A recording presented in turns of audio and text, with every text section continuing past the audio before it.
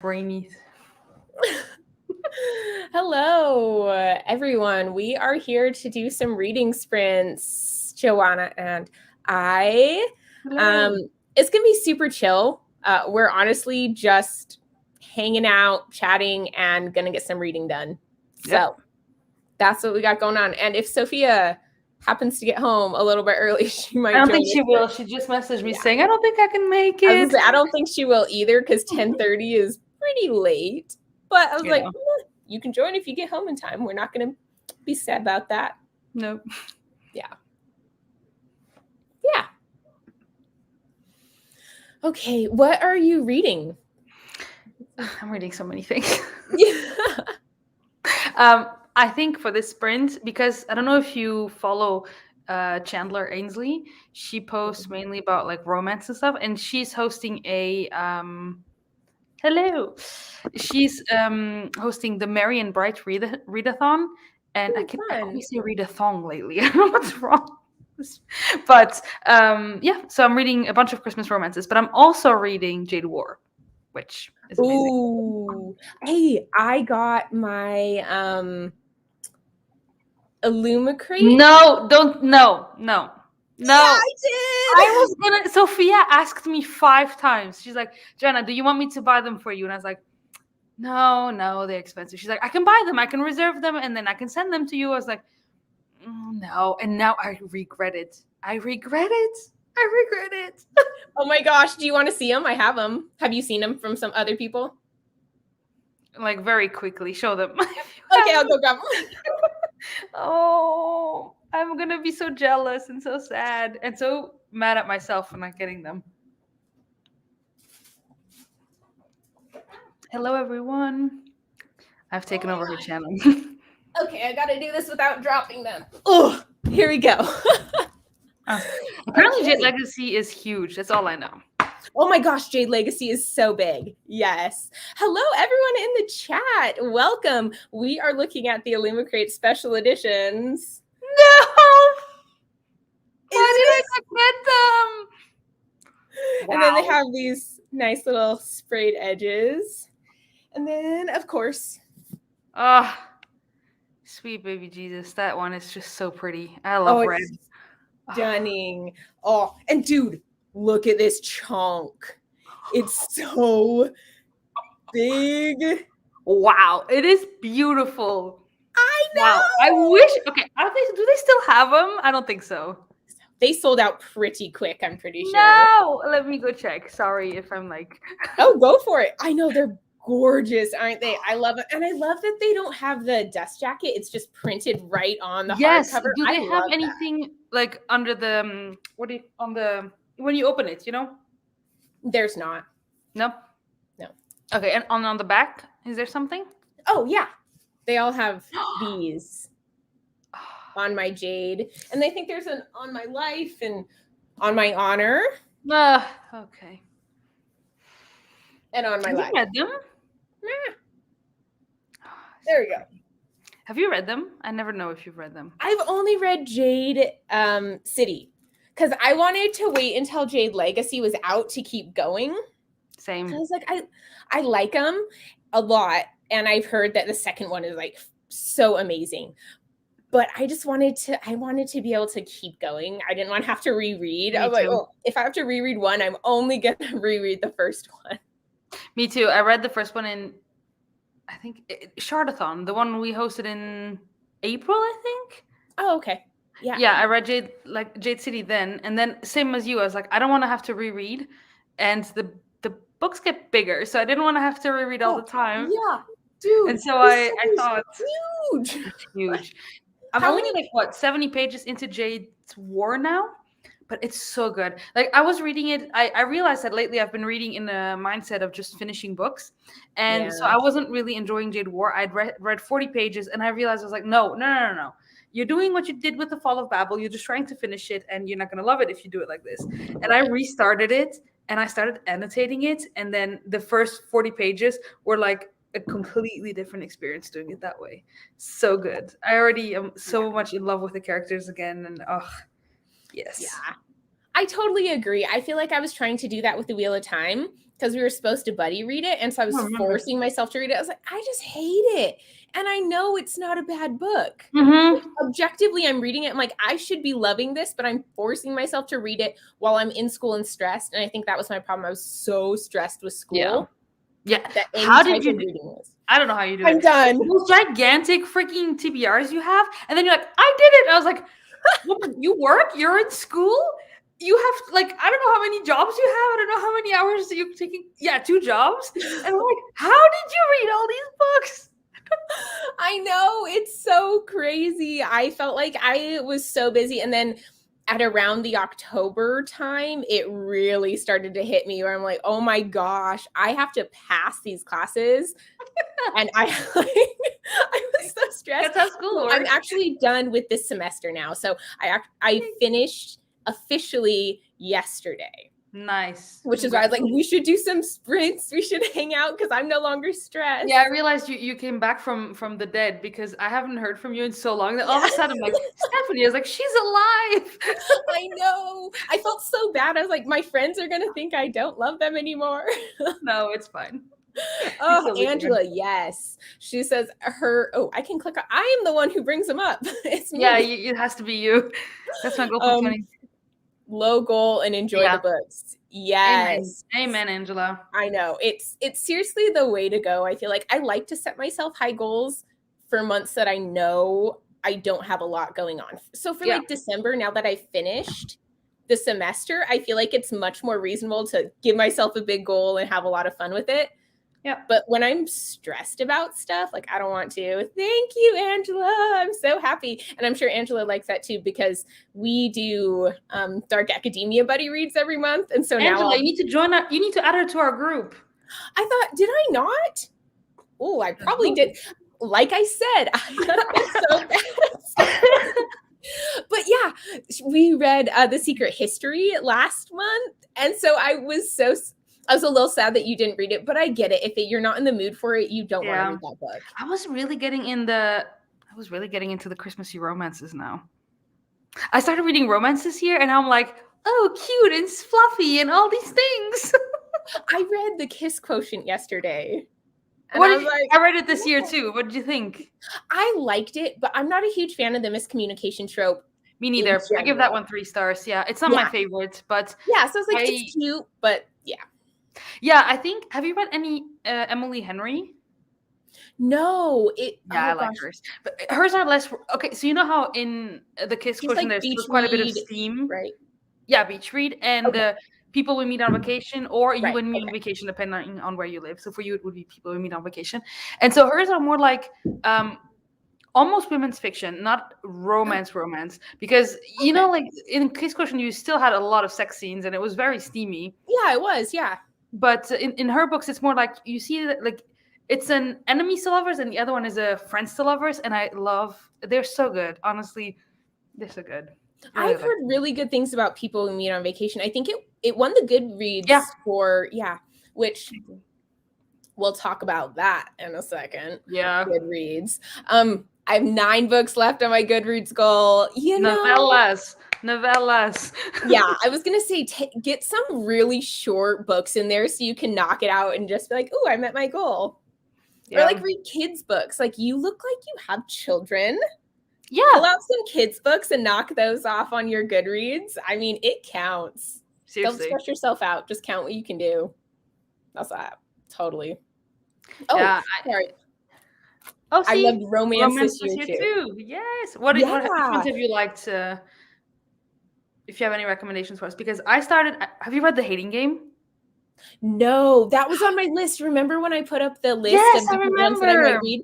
I know. I was actually kind of hoping that one would win because it's short and I could read it really quick. And the movie comes out today. Yeah. And it has the Lucy Hale in it, doesn't it? I actually really like her. I think she's really cute. So if you want, we're watching the movie this weekend with Abby and Sophia. If you are awake at the time that we're watching it. When are you watching it?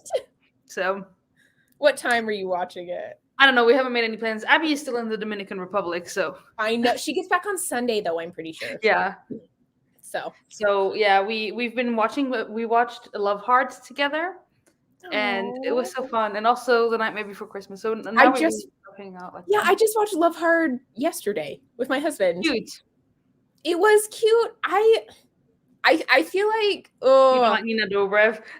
I like Nina Dobrev fine, but I hate the cringy, awkward stuff. Like, I can't do it. I get so awkward. Me too. For someone who reads romance now, I'm always like this, like, oh no. Yes. Oh, Series of Unfortunate Events goes so fast. I still haven't read those. Oh, They- Charlie and the Chocolate Factory. That also sounds like something I'd want to read one day. Roald Dahl. Yeah, I haven't read any of read it. that one. I've read a few others. Hello. Hello. Welcome. Oh, Angela says, have you read One Day in December? It was a pretty Not yet. quick romance, Christmassy romance. I think I which is have your it. liking. I think I have it on my Kindle, but I haven't read it. Yeah, you should try it. I actually have realized that I kind of like audiobooking those because I can listen. Right? I don't know why, because I thought I wouldn't because of the smut. I thought that would be uncomfortable for me. Just like, I don't mind smut. I enjoy smut in books, but I felt like audiobooking it while I was like out doing things would be awkward. But I have to tell you a story. Okay. I have to tell you something that happened to me. I don't know if I told you this. If I did, well, your subscribers don't know. So I used to listen to romance books like I think maybe 2 per year, So this year is really I started reading romance. Now I consider myself like a romance. Well, whatever. A few years ago I was at work and I had a very big filing day, so I knew I wouldn't have to focus a lot. I was just like filing stuff. So I was like, do you know what? I'm reading this. I'm listening to this romance book, so I'm just gonna put it on. And so because I kept on switching between being up and doing stuff and also having to log it on my computer, I don't know why my dumbass did this, but instead of just listening to it with my AirPods and just no, I kept on switching between my PC and my headphones on my phone. And so it was during a blowjob scene. My boss walks into my office, and I couldn't tell where I was playing my audiobook from. And so I was like, shit. So I kept on pressing play/pause on all of the devices, and I didn't know. Thank the Lord, the sound stayed in my ears. She couldn't hear it, but I felt so awkward. I was like, wait, where is it coming from? I know. I feel like you think other people know what you're reading. Because like one time I was reading at work and I was reading it's not even a romance book. It's Cutting for Stone. I don't know if you've ever read that, but there was this kind of explicit smut scene in it that wasn't like good smut. It was like a very uncomfortable, like, oh, this is so bad scene. I was reading it and I'm like in the NICU, just like, don't read the book that I'm reading. This is so bad. Okay. Oh boy. It happened one summer. Not summary like the title makes you believe. Really? It's not summary? I would assume it would be too, but I guess that's a no. I want to read it. I'm gonna read her Christmas romance now because she. Yeah, which one did she put out now? The Window Shopping. It's by Tessa Bailey. I want to read that, and then I also want to read this one. See, I feel like I'm kind of leaning more towards the like fantasy or paranormal romance side. I still can't do that. I don't know why. I'm like, I want fantasy or I want romance. I don't want fantasy romance. I like the combination actually. Oh, you've read Throne of Glass, right? I haven't finished it yet. I still have 2 books left, but yes, I've read it. I read Throne of Glass last night, the first book, because it won the poll. Yeah. I actually really liked it. Yes. Oh, sorry, Starkey. I'm sorry. You scare your cat? Yeah. He's like, Mom, what are you doing? Mom. Sorry. You need to continue. If you already like the first book, they get so good. I felt like, and I don't know if this is like the vibe you're supposed to get, but I felt like Selena kind of gave me Spensa vibes from Skyward. How she's just like extra and over the top. So right.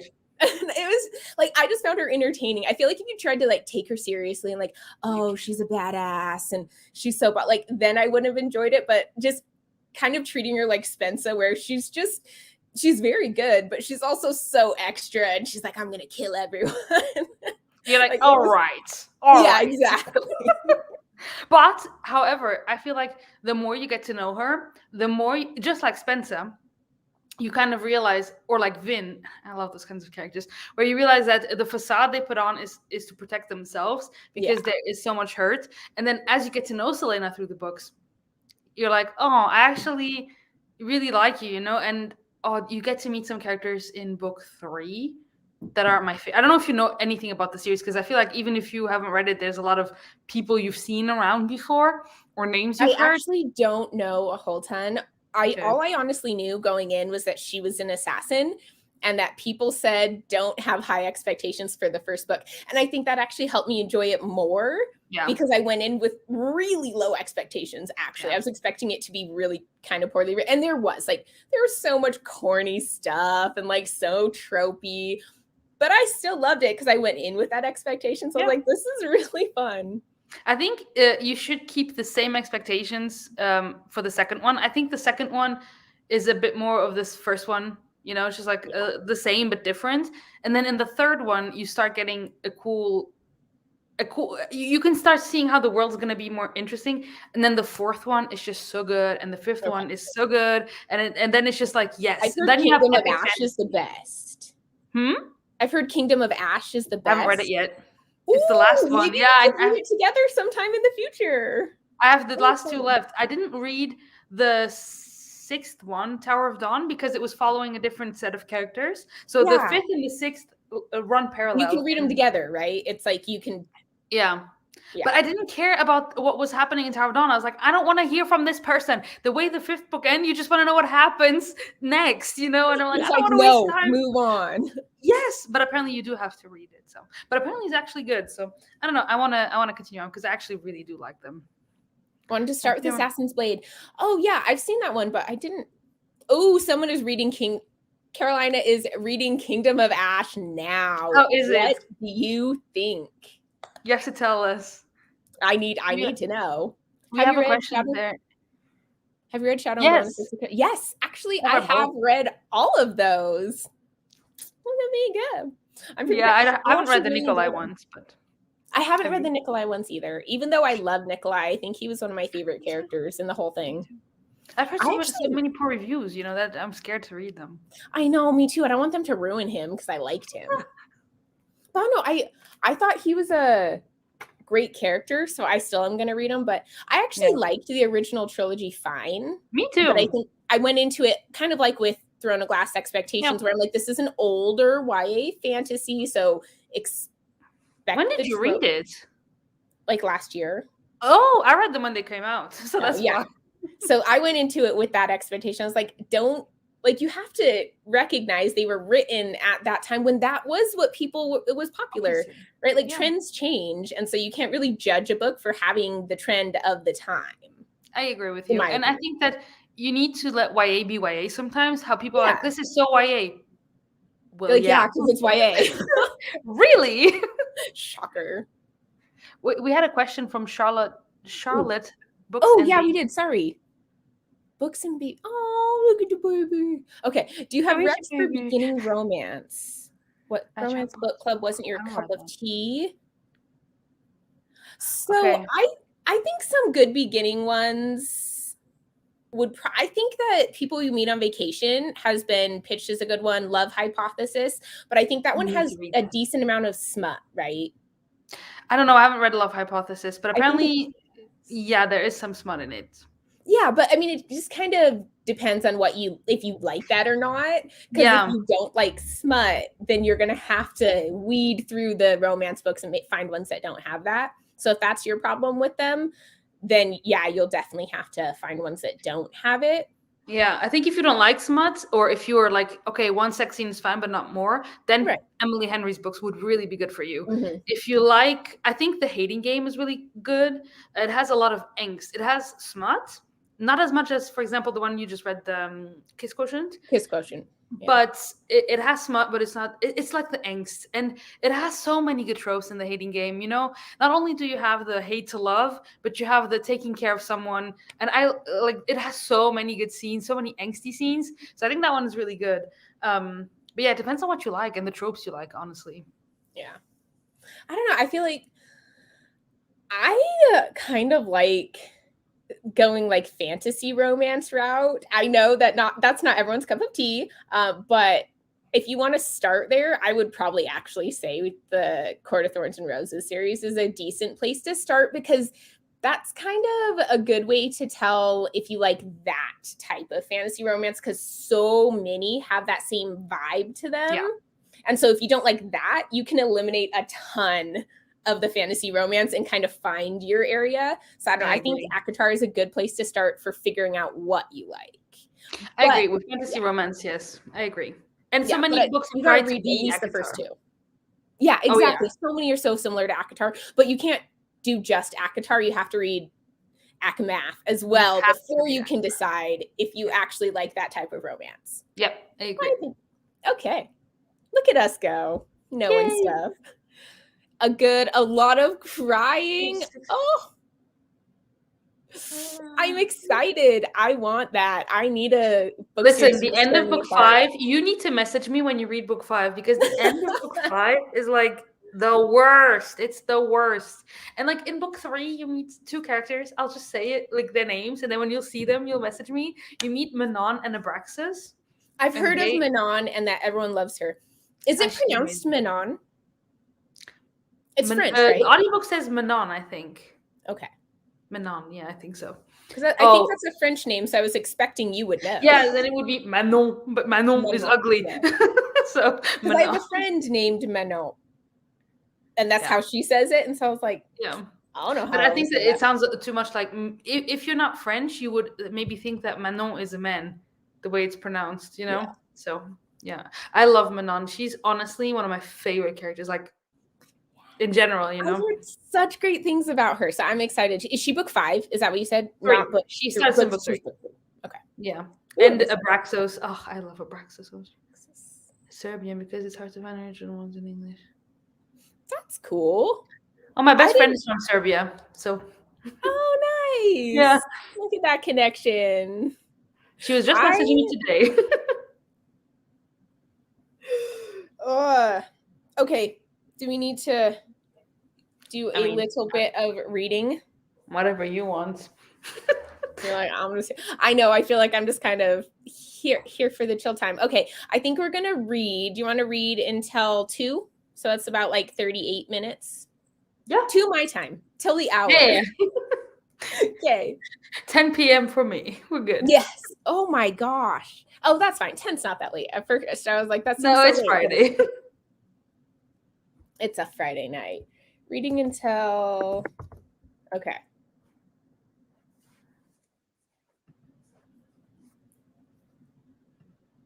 Okay, there we go. See you then.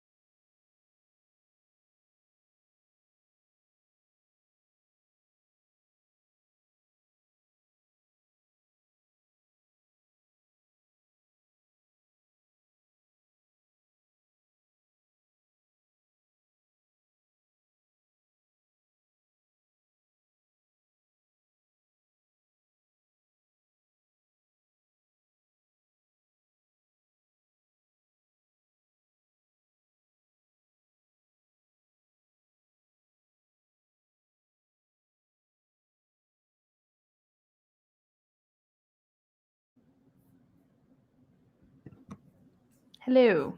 Hey. You need to read the book I'm reading. For whoever was asking, Charlotte, you were asking for recommendations for, right? Romance? Was it you? No, I don't remember. But I'm reading a book called Let It Snow. It's a novella, and it's just so cute. Let me see. It's this. I think it was. Wait, Yeah, it was Charlotte. right here. This one. Wait, I don't see anything. This one right here. I It's see so it. cute. It's so Yeah, cute. is it good? Yeah, I think it's like you a put that friends on to your lovers. TBR, right? Yeah. I It's was a like, I friends swear to I've seen that lovers. somewhere. Yeah, it's so cute. It's just like super short. It's a novella, and so like, yay. Well, what are you reading? Me, I am actually reading The Book of Magic by Alice Hoffman. Have you Nice. ever heard of Practical Magic? I've heard of it, but I've never seen anything or So read it. it's not really a series. It's kind of companion novels that follows a lot of the same characters within the same family. So I actually have never read Practical Magic, which is crazy. But I loved the movie growing up. So I watched that a lot. And I've read The Rules of Magic, and now I'm reading The Book of Magic. So. Oh, I didn't even know that this was book 3. I think it's book 4. It's not a series though, so you don't have to read them in order. Like it doesn't really matter if you've read the other books. Okay. You can just Because kind this of. one was a nominee for Goodreads, right? Yeah, I think it was actually. What my husband and I went to the bookstore one time, and we kind of did this thing where he picked out a book and I picked out a book, and we tried to pick out the books that we thought I would really love. And then I was going to read them both and see which one I loved most. And this was his pick. So Nice. reading it, gonna see. Let's see what how many pages did you like count your pages you get through? I know people do that in their. I have no idea. I got through 20%, but it's a novella, so Nice. That's still good though. The book is less than 100 pages, so let me see.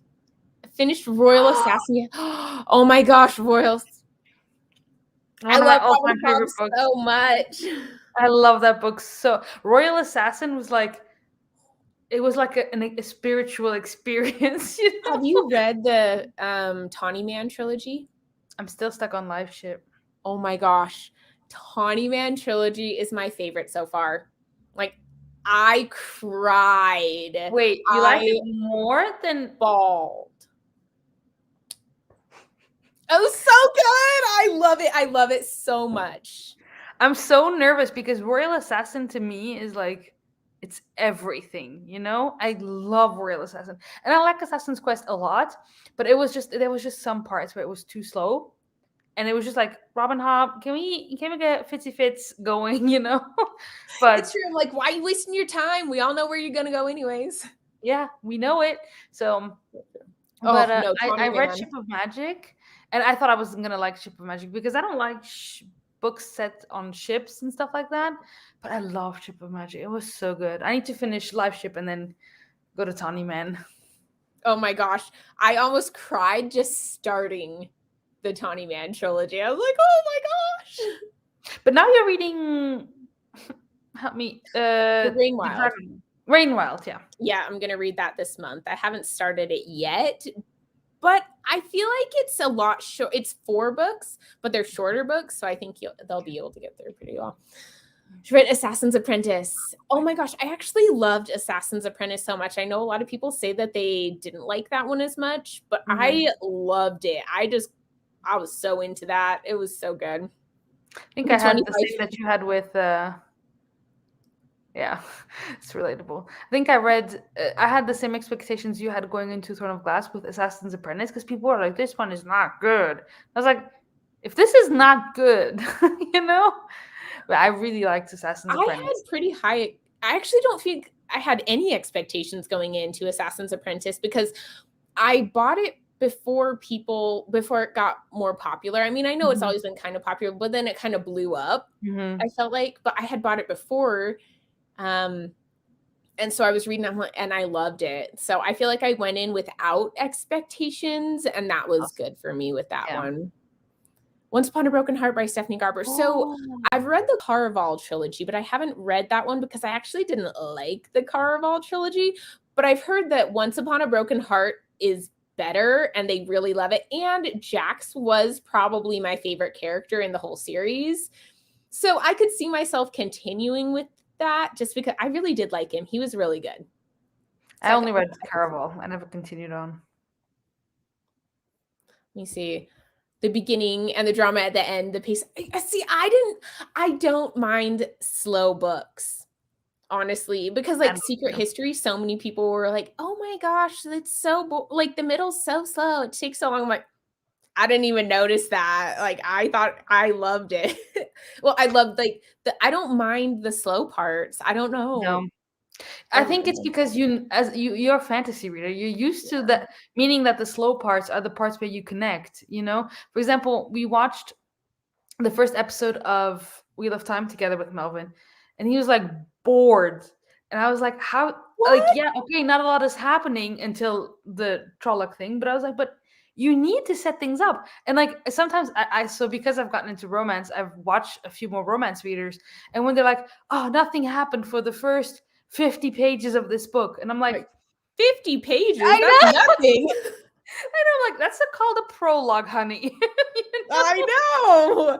That's so true. And I feel like that with my sister sometimes when we're talking about books and she's like, I just can't get into it. Like, it's just so much world building at the beginning. I'm like, yeah. Because she loves fantasy, but like, I don't think she likes to take the time to get into the world. She wants to just already know the world and get in there, which is fair. I get that. But I think she just loves already being in the world. Yes. Read Hobb. I freaking love. She's one of my absolute favorite authors. She's so good. I really want to finish her stuff, but it's like a commitment to say, because I'm only on Ship of Magic, so I have like what 12 I have like 12 books, which literally would be like what, a book a month, I think, and then I would for a year, yeah, for a year, but like one Hobb book a month, it is a commitment, you know. It's huge. Even one a month is quite a bit because some of her books are very long. I mean, I know that Assassin's Apprentice is a little bit shorter, and then the Rainwild books are a little bit shorter, but other than that, you're looking at like 800-page books. The audiobooks are so, like, what is it? The Match Ship? Wait, I have it downloaded onto my phone. Yeah. It's a very long audiobook. It's like, wait. Yeah, they're like 33 hours. Yeah, they're 30-some hour audiobooks, which means they're like probably around 700 to 900 pages, right? Yeah. Like, depending on which book it is. But yeah, they're all long. It's a huge commitment. Like, even one a month is actually quite a bit.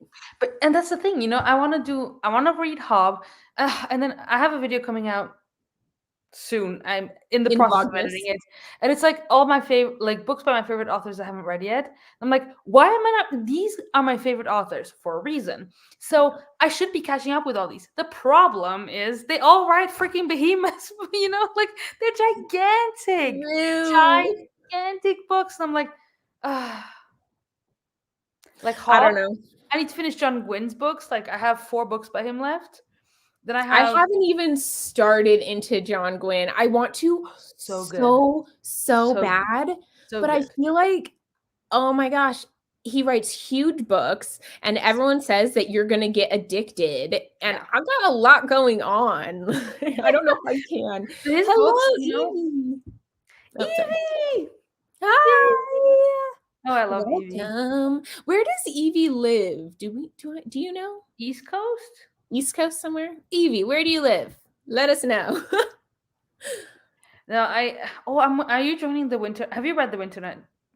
Yes. The Bear and the Nightingale, the Winter Night trilogy. Yes. I'm joining Evie in January for book 2 because I read book 1 in January or February this year. And I don't know what, you know, those books where, and I feel like I have this with a lot of books that I've read either with Evie or that I associate with Evie, where I read them, and then books that, you know, when you read them, you're like, it was a good book, but, you know, I'm giving it like 3 stars or 4 stars or something, but it was good. And then the more time passes, the more like, no, that book, I cannot stop thinking about it. I really love it. Yeah, I have that with The Bear and the Nightingale and with Piranesi. I love Piranesi. I have that Merry now. Christmas. Thank you. I am actually really excited to read that one because I hear it's just amazingly weird. So good. Like it kind of like the Starless Sea where you're Yes. reading it and you're like, I love this, but But it's unlike the so Starless Sea, crazy. you start catching on to things, and there is a way for you to follow the story. With the Starless Sea, I was just like, surprise me. Come on, Yeah, Aaron I Morrison. honestly was the same too. I was like, I'm not trying to figure anything out. We're Nope. just reading this. And you get to the end, and you're like, did I understand the ending? No. Was it beautiful? Mm-hmm. Did I get what happened? No. Do I Mm-hmm. absolutely love this and give it 5 stars? Yes. Yes, precisely. Piranesi was like, I read it with Evie and a bunch of other people, and in the beginning I was like, I used to not like weird books, and I used to just like straightforward books and like very straightforward writing, and then Piranesi was like, oh my god, it was so I good. like the weird, like Starless Sea and that type of stuff. Massive. Hey, I was just over there. Well, in October, so not just. Just. I was just there. I went to Boston and we went to Cambridge, and I actually really love Massachusetts. I've considered travel nursing, and Boston's one of my top places that I would love to go. I really want to go visit Evie there, and also Ali lives there in the area, I think. Oh, I didn't And know. I had a roommate from Boston, and I don't know, she just made it sound so awesome, so I really want to go. I liked it. Oh, there's so many like good food places. I We're walking believe around. you. Oh, it was awesome. I loved it. It was so much fun. I feel Yeah. like I need to lose weight before I go to America again, and then gain it all back. Yeah, you will. Because I was skinny before I went there, and then yeah. America, we like the large portions apparently. Jesus, I always forgot. So I would come home from August to January because I was off track, and then oh yeah, Angela also lives there. That's correct. Oh, that would be such a fun meetup. We should all meet up. Oh. And Yeah. I would come back like from being here in tiny Luxembourg, and then I would arrive at the airport because I'd be so hungry, and then go to a fast food place in any first airport that I would land in, and I'd be like, "Oh, fine, a McDonald's, okay." And then they'd be like, "Do you want small, medium, or large?" And I was like, I'm quite hungry. Let's go for a medium." And then I'd see the cup size. I was like, "Can I still downsize this, please?" Like, like medium here is, I think the medium in Luxembourg is smaller than your small. That's kind of how when I was in Thailand, and actually the portions, if you go to like the street food vendor type places, are huge. But when you go to like their American restaurants type places, or their restaurants that are fancier, then you get the smaller portions. Like I went to Dairy Queen over there, and I would always get larges because it's fracking hot and you want ice cream, right? And so then I come back, and my mom, we went to Dairy Queen, and I'm like, I'll get a medium. She's like, are you sure you want a medium? That's a lot. I'm like, yeah, it's fine. Holy cow. No. American mediums are like bigger than Thailand larges. Like, this is insane. I think Thailand larges are probably about the size of American smalls. Yeah, I think it's the same here. I think I read it somewhere that it's roughly like that. And then here, when I get a large menu, I'm like, oh, this is way too much food. But Yeah. Dairy Queen, when I was living here, I loved. I don't. Do they still have the French silk pie blizzard? Because they discontinued it in Idaho where I was. So I don't think they I do. I love think that. they bring some of those types of ones back in like sometimes they'll be like special ones, but no, I don't think so. Yeah. I actually think your drivers, like the people driving on the roads, they were quite rude. There was this, I was so not impressed. They were driving through Boston, and there was this ambulance trying to drive down the road, and the people, like, it's not that they didn't just not pull over, but like they would pull over in front of it and like cut them off, and like what are you doing? Like someone could be dying in there, and you're just like, nope, late for work. Sorry. It was crazy. My husband and I were just standing there watching it. We're like, who does this? Like, I thought Utah drivers were rude coming from Montana, because Montana, we are very nice people up there, right? Like, we wave to everybody and like, Yeah. oh So no, it's fine. Like, coming down here is like, man, Utah drivers are rude. No, Boston drivers are rude. when I went to Utah, I thought everyone was like a what do you say, like super nice, super sweet, Everyone was so kind. I would bump into someone at the store and they would say sorry to me. Yeah. You know, and I was like, but I bumped into you. It's like Yay. Oh, oh yay. Everyone what I part met of from Montana? Montana was like the nicest person ever. That in Yeah. Wyoming. My roommate was from Wyoming, and Yeah, similar. so nice. And I spent a few weeks in the summer with her. I've never seen a sky that clear. Oh, Montana it's skies, I think, are the best skies. Actually, this Montana is actually called the Big Sky. oh, Like, you because know. it's huge. Like, I brought my friend from Thailand there because he moved to Utah. Okay. And so I brought him back to Montana just so he wanted to experience it and stuff, and like went to rodeos and that type of stuff, right? And we get out of the car and I just go walking inside because it's 2 a.m. and I'm exhausted. She's like, oh my gosh, look at that. I'm like, look at what? Like, there's I nothing wanted to bed. around, it's fields. Like, let's just go inside. He's like, the stars. I'm like, oh, you're right. They are pretty nice. Northwest of It's Great Falls. Oh, that's amazing. cool. I live, well, you might not know the town, but I lived just a little bit south of Ronan, kind of like 45 minutes north of Missoula-ish. That's cool. I love it. Alaskan It was skies. I guys. bet We that's would true. go out and like like pull out blankets and then just like look at the stars and like with her Yeah. sisters, we'd just lie there like, ah, this is so beautiful. Yeah. Yeah. Oh no, it's gorgeous. And even if you live in like if you're in the bigger towns, it's not as good, but you can still see the stars. But if I mean I lived in the boonies, so Oh like yeah, you my can friend see was. everything. I like as Europeans, when we think of America, we either think of stuff like New York or like there's a farm and then nothing and then a farm, and that's where my friend lived in Wyoming. There was nothing around. Yeah. Like the closest house to her was like Oh. all the way over there, so it was so nice. It was so nice. I know Shoto, so that's cool. Charlo. I don't know if you know Charlo. I feel like once you get to the smaller towns, you start actually knowing other small towns. Yeah, it's so gorgeous. Oh, I love it up there. I really miss it. I could see myself going back and living in Montana again. It's just so beautiful. And I feel like people are more chill there Yeah, too. seems like it. Yeah. Yeah, people like you do you, I'll do me. And as long as you're not like messing with me, I don't care. Like whatever you want, it's Yeah. fine. Yeah. Utah is a bit like I feel like Utah is a bit, I don't know, like too many people up in other people's business, Yes. which I I agree. don't like that at all. I'm like, I really don't give a crap about what other people do.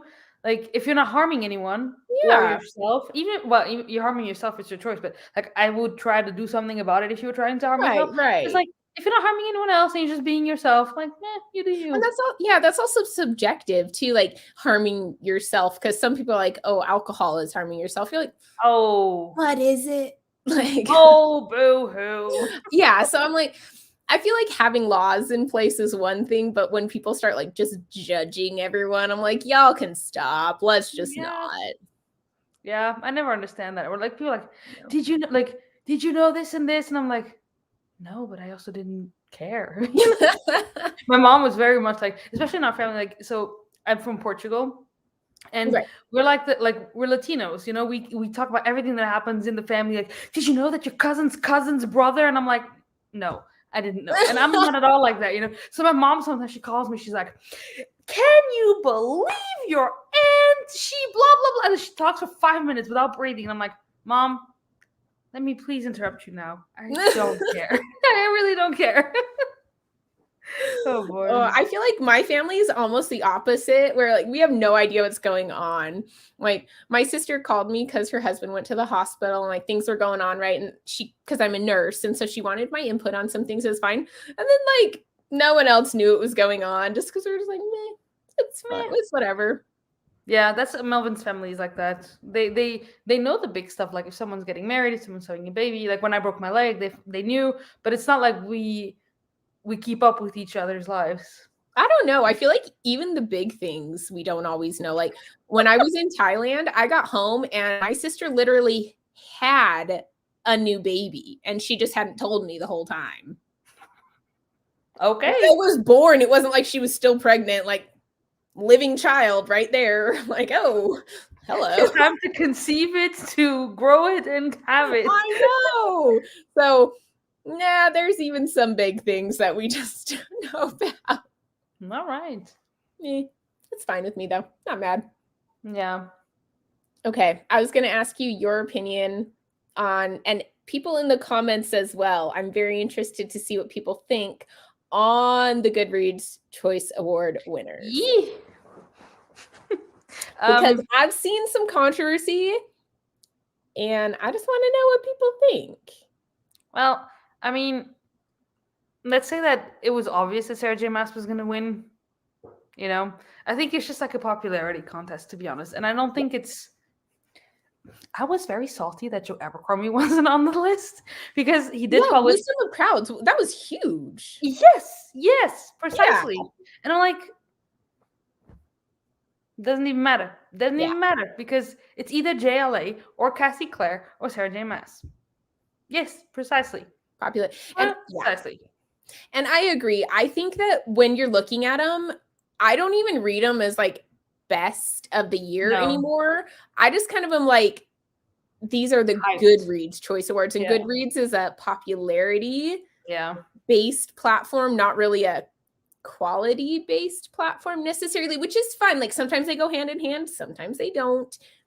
And you just kind of, I mean, the fact that you can vote for a book that you haven't even read is like, and like last year when they had Rhythm of War on there and it wasn't even released yet, I was like, yes, you're right. It wasn't even released. Like, how can you have a book on there that doesn't even exist for the masses? Like, only people who've gotten ARCs can even have read this book yet. And do you know how little people got ARCs for Rhythm of War? Like no one. Yeah, it's not like there's other books where I feel like Shadow of the Gods by John Gwynne. I feel like most people got ARCs, you know? Like there were so many people who got ARCs and I was like, did you just pre-release it, you know? But like Rhythm of freaking War. Yeah, like I feel like even the ARCs that people did get were just like they got the book sent to them a little bit early. Not so much like an actual ARC because he has alpha, beta, and gamma readers that are his and do it. So he doesn't really need to send out ARCs for popularity either. Like he already has people reading it and editing it and telling him things. And he's already popular enough that he doesn't need to send out ARCs. No, people will buy his books. But like, oh yay, Joe Abercrombie. I still need to read that whole trilogy. I still haven't read that. I've been stuck on the short story on Sharp Ends. Let's see, where are the Goodreads Choice Awards? Yeah. So, where's my phone? So I feel like, honestly, A Court of Silver Flames was by far not the best fantasy. And honestly, I almost feel like fantasy romance needs to go into the romance category, not the fantasy category. They have a special thing for it, you know? They could. Yeah, they could do that or put it in the romance category because it's like, it's not the best fantasy. No. I've read A Court of Silver Flames and I'm going to be honest, it's fine. But what she does well is the romance and smut, like the actual fantasy. You don't read it for the plot. Quite poorly done, in all honesty. Yeah. Like it's mediocre. It's fine, but it's not amazing. Did you look at the second and third places? Because the second place, Jesus, sorry, I'm swearing on your channel. A Court of Silver Flames had 111,000 votes. The second place had 56,000, like half. I know. What? I know. That's why I was like, what is this? But I wasn't lying. JLA ended up in the third spot with Crown of Gilded Bones. Yeah. And people who like the series didn't like Crown of Gilded Bones. And that was one of the worst received, most anticipated books of the year, yes. I feel like. Yeah, I agree. Yeah. I think in the romance category. Okay, Goodreads. Don't load the page. Where? Okay, I cannot load the romance page. I know that. Let me load it. Oh, which one won? We just talked about on vacation. Oh yeah, and then Love Hypothesis. Love Hypothesis was so close, which I was actually really impressed with. Yeah, because it came out so much later in the year, so not like it had a less time to be read. So that's actually really, really impressive for the Love Hypothesis. I feel like if it would have come out earlier, it probably would have won. Yeah. Also, the young adult fantasy. If we look at that. I'm surprised Cassandra Clare didn't win, but then again, Lee Bardugo won. It's Yes. like Lee Bardugo, Cassandra Clare is like same difference almost in terms of popularity. But like Rule of Wolves, well, maybe I'm biased because I think of Klaus, but I feel like a lot of people who read Rule of Wolves didn't love it. I agree. And I think that King of Scars, didn't that one win too? And it So. also was poorly received. Yeah, I really wonder how it's. Whoa, I did not expect this. I did not expect for A Vow So Bold and Deadly to be last. It's all Because the way that on the one's very bottom. popular. That's crazy. Yeah, I feel like that one was really well received. I feel like some of them on here, I'm like, huh. I actually thought A Sky Beyond the Storm would be higher too. Me too. I did not think that friggin' lore would be so high because I feel like people didn't like it. People hated that book. I Yeah. don't know how it's so high. I Rainbow think Rock. actually we are judging a lot based on BookTube and Yeah. Bookstagram, but Book Talk Yeah. likes such different books, it You're seems correct. like. So Because I've seen it on Book Talk. did you? I watched this video by Sam from Thoughts on Tomes. I don't know if you know her or watch her, but she made this feel video. like I have, but not consistently. She has an older channel. She started years ago, and she did this discussion video where she was saying that Book Talk is basically BookTube in 2014. Like the Yeah. books they're reading, and I'm like, except for like the new releases like Love Hypothesis, which is super popular, but I agree, like they're reading We Were Liars, and I remember that I read We Were Liars at university when it came out because like Christine and Jesse the Reader and stuff were reading it and hyping it. It was even one of their book club, so it's like Yeah. it's funny how it's just cycles, and they all now like Song of Achilles on Book Talk, and I'm like, Song of we read Achilles that. and Circe are like some of the biggest hyped books on Book Talk. Yeah, but Song of Achilles was super hyped on BookTube like years ago, so it's really interesting. I also feel like Book Talk went very hard in the romance and smut direction, which is on BookTube, but it's not like, I feel like you have a bigger variety on BookTube than you do on Book Talk. Like if you're not doing romance and smut, you're not getting as many views, because I follow people that do adult high fantasy books and like other stuff mixed in, but they mainly do adult high fantasy because that's what I tend to like the most. And they don't have as many followers, they don't have as many views, they don't have as many likes. Even though I really like their videos, if you're not talking about the popular books, you're not really getting the views. Yeah. And I feel like Book Talk is so much romance focused, which is fine because when I want romance recs, I go to Book Talk. Because maybe I need to create a TikTok account for that because I don't have TikTok at all. I don't want to waste time on it. But maybe for romance, it wastes time. That is 100% accurate. Yeah, I do it. I already uninstall everything off my phone that can make me waste time, except for like social media because of my channel and because I like talking to people. But other than that, I was like, do I really need to create a TikTok account? Do I? No. Let me see here. Yeah, TikTok has a huge influence over consumers. I mean, they have Book Talk tables at bookstores. It's insane. It is so crazy. Yep. Yeah. Yep. It's so true. They're just YouTube shorter and a lot behind. I didn't know that also for the beauty community, because I really kind of stopped following the beauty community because it was so toxic. I still follow like the same few influencers that I like, but that's it, Yeah, I don't actually do any of the beauty stuff because I feel like it stresses me out. Stressful, yeah. Because I don't like doing that type of stuff. I feel like it exhausts me. And I don't match those girls. Like they look so gorgeous all the time. And I'm like, oh, I can't do it. Yeah. Yeah. I don't see hardly any videos that don't talk about smut on Book Talk. When I find someone who talks about adult high fantasy, I start following them. So theirs will pop up. But I only think I have like 3 or 4 that I found that I really enjoy a lot. Most of them are a lot of smut. Yeah, which is fine because that's what I go to it for a lot, is those types of recommendations. Wow. Ooh, what are we reading? We're reading Book of Magic by Alice Hoffman. And I'm reading tonight. I'm reading Let It Snow. It's like a Christmassy short story. Yeah. But I'm also reading Jade War when it comes to fantasy. Dun, dun, dun.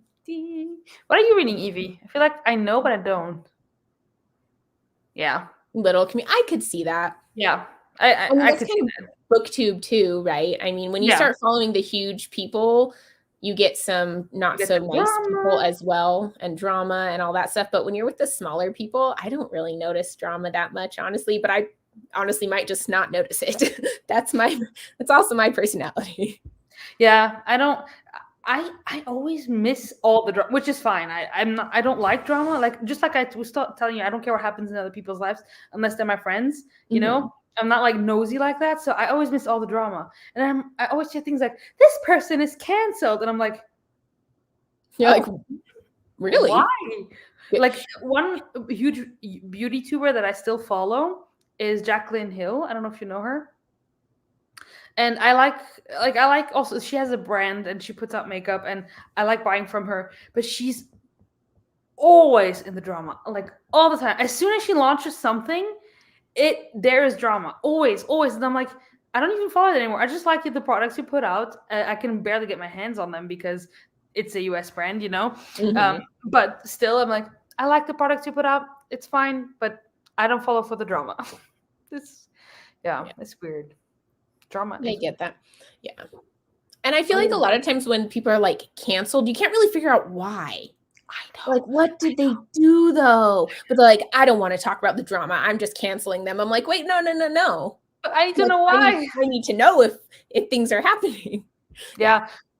Well, then they're like, oh, and you can find all the receipts on Twitter, and I'm like, no, you can't because people delete everything. It's true. Dracula and Frankenstein in Christmas, huh? There you go. Hello. Welcome. Yeah, I don't even know who these people are. I obviously don't do the beauty community.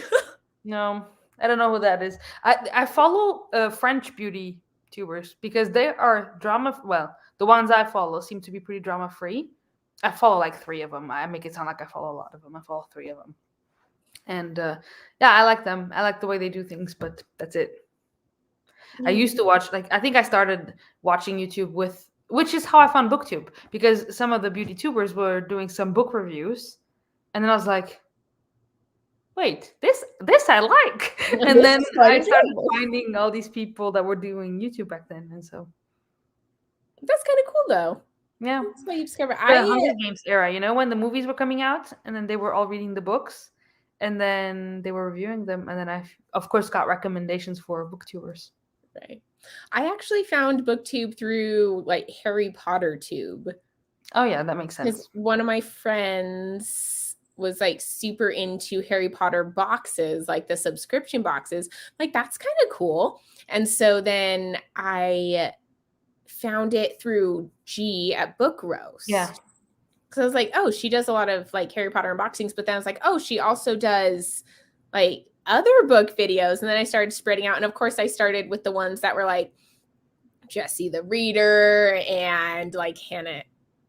Is it Hannah in Bookland? Haley in Bookland, yeah. And Clockwork Reader and stuff. And then as I got further in, I was like, these actually aren't my style. And like, I still like Book Roast. I still like G's channel. Yeah, I also follow. Yeah, but I switched over to some that are like a little more my taste instead. Yeah, me too. Me too. I from the big ones like that, I almost follow nobody anymore. Yeah, me too. I stopped following just because I don't know. I like the community feel to it, and I almost don't feel like there's a community feel when they're that big, which is fine. Like, nothing against them. I'm sure they're amazing. I like the interactions a little bit more because I think it's more fun to have a discussion. Yeah. Me too. I think the only big ones I follow are Emily Fox, the one she's mentioning, and I follow Books and Lala, and I follow Peruse Project, and those are the big ones I follow. And I do follow Peruse Project, but I feel like she's probably the only big one that I follow anymore. Well, I guess I mean like Elliot Brooks is pretty big now. She's over 100, but she wasn't when I started following her. No, she had a lot less. But then I feel like Elliot is now like, I kind of consider her a friend almost now. So I'm like, okay, cool. But it's weird because I'm like, are you you are a big booktuber? But I'm like, but you're also a friend, so I don't count you.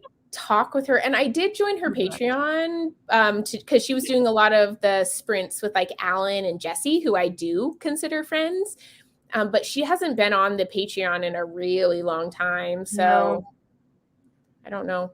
But I feel like she kind of made it into like what the bigger booktubers do, where it's her job. That's what she does, and so then I feel like she got bigger faster when she started doing that. I used to watch Books and Lala, but I liked her fine, but she reads, like, I like some of her recommendations, but she doesn't read as many of the same types as me. So I'll watch her sometimes if I'm like in the mood for that to get recommendations. Yeah. I think I watch her for, it's weird. There's people that I watch because they're my friends and I love them and I want to watch all their stuff. And then there's people that I watch because I know they have good recommendations. Mm-hmm. And then there's people like Lala that I watch because of the creativity of what goes into her video. You know, she's so creative with what she does. And I'm like, I would never have thought of this video ever. She can do a lot more, though, because she reads so fast. Like, I couldn't do a lot of the things that she does because it would take me forever to do it. I have so many ideas of videos that I want to do. And Abby! Hey, from the Dominican Republic. Yeah. We're in the snow and you're in the sun. I know. Yeah, that's true, Evie. Her videos are so long. They are. I know. I kind of have, I've moved away from her channel a little bit. I do love it still. I feel like themed vlogs. She's good. Yeah, me too. I don't know. I don't know why I stopped watching hers because I used to love them, but I feel like, they just got a little bit of a commitment to watch her. I do speed up everyone's videos, you know, but it's still like, if you have an hour of video, you're like, and I gotta spend half, you know. And then with her, I really watch the ones that interest me. And I'm like, oh, I'm in the mood for this. So I'll watch this video. Yeah, that's how I always felt with hers because I was like, oh, I need a time when I can actually watch a longer one. But Abby, Your Words of Radiance is still in my watch later because it is also 46 minutes long. How? What? Is that 1,100 books in a year? Before last, I read back. How? Wait, how many books would that be per day? I'm really bad at a lot. That's a lot. Like 3 books a day. There's people who can do that. You know that? Dang. Some people be impressive, and I am not some people. I'm not some people. I can't do that. I speed read as I am an editor. Ooh, I want to learn this skill. I kind of want to learn to do that. I think that would be fun. I can't. I've tried to learn to speed read. I can't. Mainly, maybe because it's not my first language. I don't know. But I cannot read in my first language either fast. So I don't know. Is your first language Portuguese or? I don't really have a first language. My mom taught me like 3 languages when I was a baby. So that's nice though. Yeah. She would switch and then she'd be like, now I'm speaking French to you, okay? And then I would start replying in Portuguese. She's like, that's not French. That's not like French. You're not doing what you're supposed to. Yeah. Yes, I'm a slow reader too. I feel like my friends think I'm a fast reader because I read so much, but I'm not. That's what they always say. Like I was with who, I don't know whom we hung out with recently, Melvin and I. Oh, we helped a friend move. And so they found out that I've read 100 books last year and I'm on book like 96 now, something like that, you know. So I'll probably still read 100 books this year. And then they're like, oh my gosh, you read so fast. And Melvin started laughing. He's like, no, she's a slow reader. It's just that she reads a lot and all the time. He is a fast reader though. He picks up Red Rising and is like, I'm done. I'm like, you read the whole trilogy in a week. He did that with Steelheart too. Yeah. Whole trilogy, in a week. And I'm like, how? I know. It's great. Yeah. Only 3 books and you've been on holiday 10. That's how I feel too. Because it takes me, like, if I just read a whole day, I can read a book. Like a thick book, true. Like I could read 2 of these in a day. But for fantasy books, when I went on vacation, Jade Legacy. One of those 3 books is Jade Legacy. It is. I watched that in her stories on. Isn't one of those 3 books also Mask of Mirrors? Did you read that, Abby? Because that's also very big. I read, oh gosh, what was it it was Mad Ship. I think actually, I read that when I was on vacation in Florida and that took me a day. What? That's all I did was read Mad Ship the whole day. You heard me say that the audiobook is 33 hours, right? Yeah. No, I sat on the beach the whole day and I read it and I got sunburnt even though I reapplied my sunscreen 4 times. I would love to see if you had like a book-shaped shadow. You actually you could see my face like up here was burnt worse than down below because I would hold like when I was laying down my book would be there and I'd shade my eyes. So like you can actually still, I don't know if you can see it in here, but it damaged my A skin little bit. permanently. Like I have like sun dots from it. That's terrible. Okay. My boyfriend, yeah, did a reading race and that's rude. Boo. That's like Mel. It's so unfair. It's so I know. I love how we're just like, meh, boo on him. That's kind of cool. I would like to do a course because my mom did that when she was in school. It was like in high school they offered it to her, which is crazy because she went to like Boonies, Montana school. I'm like, how did you get that? And they did that, and I would love to do it. I think it'd be really fun. Yeah. I'm like Elliot Brooks. I do like Elliot's. I feel like when I first started watching her, I didn't like her as much. But then the more I watched her, she like grew on me, and I really started to like her a lot. You know, I have this with very few people, and she is one of these people where I find their channel and then I watch everything they've ever posted. Unfortunately, she posts every day, so I couldn't do that with her channel because that would be hundreds and hundreds of videos. But I did watch back like almost 6 months or so. That's what I did with Book Roast when I first found her channel. But it was the first channel that I found. Okay, yeah. Like in defense, but I watched so many of hers, and I'm like, this is. But the thing with Elliot Brooks is like she may post almost every day, but her videos are never longer than 20 minutes, except for maybe every once in a while. And so like watching like 10 of her videos is the time it takes me to watch a Books and Lala video or so, you know. So it's true. And hers you can speed up. Like she doesn't talk so fast that you have to, because some people you try to go faster and you're like, flip, how are you talking? I cannot put you on double time. I can go to 175 and I have to focus on what you're saying. I can never put you, but if I want to, like, I sometimes play on my Switch while I watch YouTube. Yeah. And then, so I put you on 1.5 when I'm doing that because I'm like, nah, you talk too fast. But then I'm always so stressed when I watch your TBR game. I'm like, no. Like when you're like, we want anything but a 4. And I'm like, not a 4, not a 4, a 4. Dude, speaking of which, you are going to be I guess you guys are going to be the first to know. I've started a new thing, and I don't know how much I'll do this.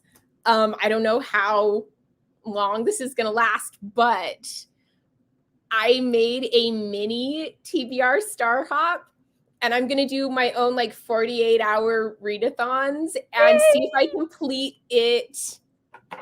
I'll show you it. Yes. I have it right here. Oh my goodness, it's so cute. And so I'm trying to complete it in 48 hours, and it's super fun, but it's kind of tricky because you could have like an unlimited number, right? Because I have 2 black holes on the board, like one there, one over here. Yeah. And it's like play as you go. And so like if I pick a big book, that's like setting myself up being like, okay, well, what if I hit the black hole then? So I'm actually doing it right now. This is like part of the 48 hours. And so I was like, I can do this in sprints. So you need to make it public for everyone. I will. Yeah. I'm going to, I'm going to post this probably on Sunday because I'll use tomorrow to edit it. And then I'll post it on Sunday. I still don't know if I'm going to win or not. That's so cool. Because I'm still playing it right now and I'm not at the end. This is not my last book, so I could lose.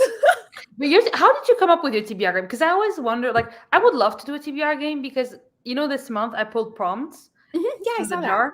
And thank God I didn't have yours because yours were so oddly hard. But I loved reading based on prompts. But then I was like, I want to create my own TBR game, but I have like zero imagination for it. So like wheels, people have done wheels, people have done Bookopoly. But how did you come up with yours? Actually, I was at work one Sunday and I was covering. So on Sundays, like I cover the entire hospital as the case manager instead of just the oncology department. And it was really slow. Like they weren't discharging kids who had a bunch of needs. And so I just did it at work. I was like, what should I do? How could I come up with a fun game? And so just while I was at work that day, I just came up with the whole game. How? Yeah, it was so fun. It's impressive because I love your game. Yours is one of my favorite games because I feel like it's beautiful and it's also super creative. And I feel like, I don't know, it's not, it is also one of the harder ones because you have to go to the end. Like some people are like, I do 5 rolls and that's it, you know? Right, exactly. Because you could have an unlimited number of rolls. I mean, spoilers if you haven't watched December's, but I mean, you hit that black hole and you go back to the beginning and you could have already had 10 books on there and you're like, flip. Yeah, it does kind of have that feeling where you can be close to the end and go way back and is what it is. Got to start over. I would hate that. If I made my own TBR game, I would do like where I can take it easy because it's too stressful. Because you can't choose to give yourself an easier month with it. It kind of chooses for you. Yeah. Oh, thank you everybody in the comments. I love that you guys love TBR Star Hop because it's actually my favorite video to film every month. It's so freaking fun, especially when I actually love when I have the hard months. It makes it really exciting. I just don't love it later when I have to read the books. I always love, like, it's obvious from the length of your TBRs. The board was nice to you. So every time you upload a new TBR, I'm like, 17 minutes, boo, the board was nice to her. And so see, next month, 44 minutes. I'm like, ooh, juicy. You're like, here we go. Get myself a drink and some snacks. Watch her suffer. Yeah. I always wondered, like, you know, when does it happen? Is it like when you're close to the end, when you think like, and those are the worst, when you're like, oh, like, didn't that happen in December? And you're like, this could be our last roll, guys. Yeah. It isn't our last roll. I know, because like, you're like, what are the odds I get like a 4, right? Like that, like if it was a 7, I'd be like, okay, I'm a little worried, but a 4, come on, guys. A readathon would be fun. So yeah, I mean, I could do one where everyone does it with me, but y'all gotta know it can be mean. This board can be vicious. Like it could be an easy 48-hour readathon, or you could be trying to read 7 books. We just don't know. Boy. Exactly. I was actually thinking, oh, that's cool. That's so awesome. cool. Dude, let me know how you're doing with December. Or what was it, July? Oh my gosh, it was July, wasn't it? The one where I had like 20 books on the TV. I felt so bad for you because it was right after the Olympics readathon and I was knocked out from that. And you were like, oh, we just had the Olympics readathon, so hopefully it'll be nice to me. I know. 44-minute video. I don't think so. That month. I had just started grad school in July. I was like, oh, that was a rough one. month. Most impressive was that you did it. I don't know how you did it. How did I do that one? And then I failed October's. Yeah. I don't know. Yes, you should. You totally should. I did it for Joanna, and it was relatively nice to you. It was nice to me. I just said it was like when I entered my reading slump, so I would actually want to redo it one time. But yeah, definitely. It's really easy because when I'm doing it with mine, you know, you like have to switch back and forth. But when I'm doing it for you guys, I can just film the whole thing in one go. So it takes me like 5-10 minutes to do. So I totally wouldn't mind. Yeah, I can definitely film it for people if you guys want to. It's so fun. It's so fun. And I love watching what it does for other people. Joanna has been my only one that I've done it for. And it was really fun. Because it was so nice to me. I was like, oh, yay. I think you got one wormhole and that was it. But it was the first one. And back then, I think there was no rule that you had to go back. Right. Because after that, people started commenting. They're like, dude, you should have to go back to the beginning on the first wormhole. I'm like, okay, that's fair. Like, okay, I'll do it. But at that point, didn't you have another rule that was added? Oh, yeah. If you had the same prompt in the spinner wheel twice, right? Yeah, I did. And then someone was like, why don't you switch the prompt if you get it twice? I'm like, oh, I guess that works. Yeah. Oh, yeah. did you complete it? Did you complete your July TBR? Because I mean, I did, but I don't know how. So I would be very impressed if you. I don't know why you would do it. Like if I was doing what you do, aka following her prompt, and I saw July's video, I'd be like, screw that. Like mood read month. You're on your own, Stephanie. Oh, geez. I see who my true friends are. Sorry. Just about. So close. Wow. See, that's how I feel sometimes where I'm like, oh, am I going to be able to finish this book? And I'm like, nah, I'm taking the black hole. It is what it is. So far, I haven't had to add more than one. I should have in October, but October was rough. Like October was not a good month for me in like personal life. It's like, I don't want to punish myself for having a really, really bad month. No. Like if I just not read them, totally. Or if I should have been able to read them and I didn't, or even if it was just like other things getting in the way, but it was things that were just like really not good. Yeah, no, then you shouldn't punish yourself.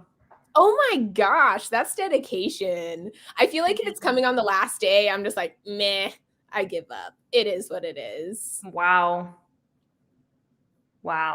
Yes, you definitely should, Abby. That'd be super fun. I kind of hope you hit the black hole just because I'm the only one who ever has, and I want other people to suffer with me. I'm a terrible friend.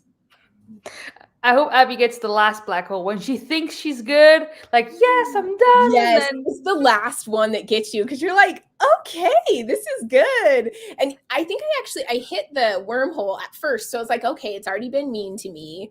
And then you get to the end and you're like, no. The thing is, wait, how many? You have the wormhole and then you have the black hole, but you have another one in the middle there, right? I have like 3 wormholes and then the black hole at the end. So you have 4 opportunities to go back. And I feel like if you hit the first 2 wormholes, it's like, it's bad, but it's okay. Well, the wormholes aren't as bad because they only send you to the last wormhole, right? You don't have to go back to the beginning.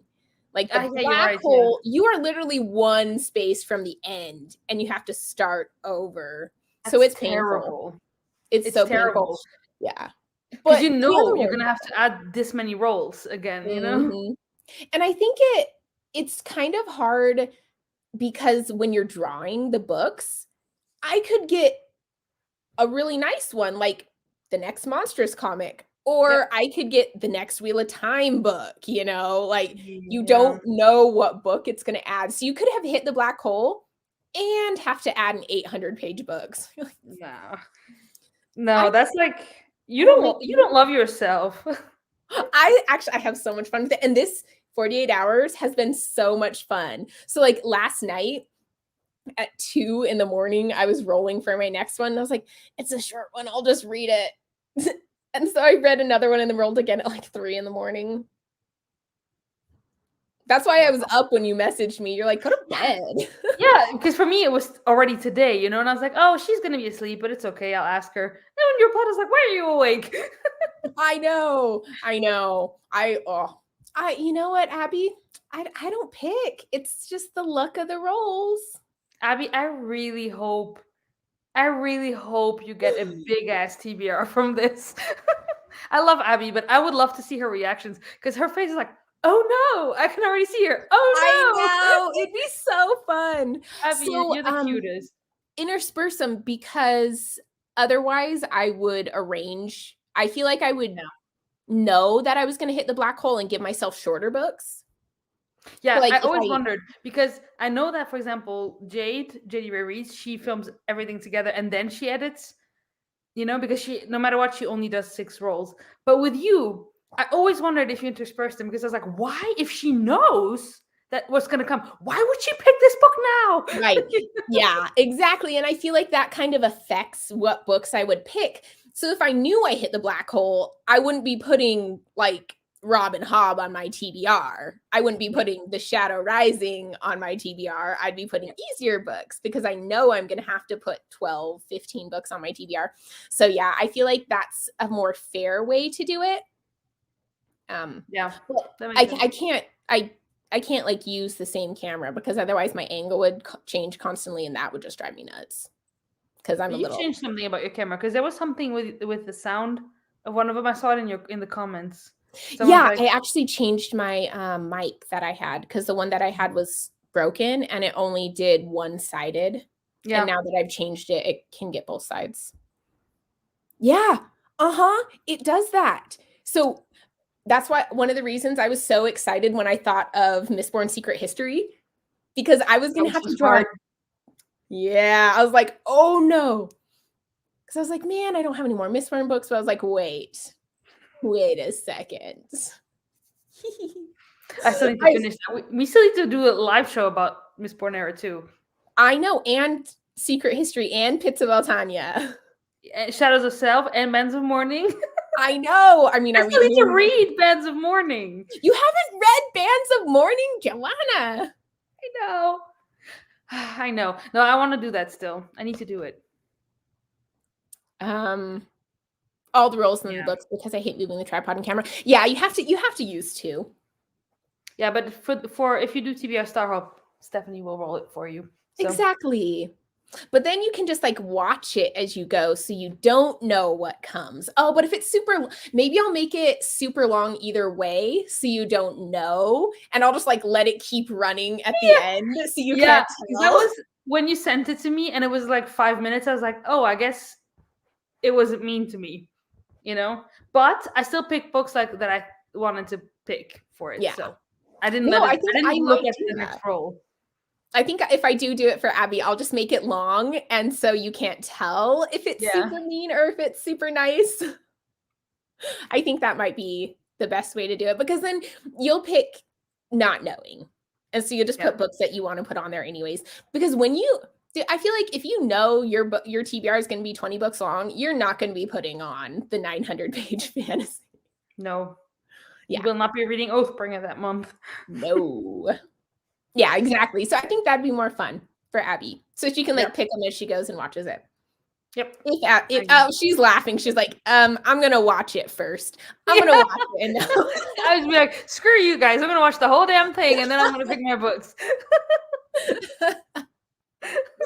That's one of the things about this mini game is like you're picking books as you go, but you have to read them before you can do the next roll. You can't like pick roll.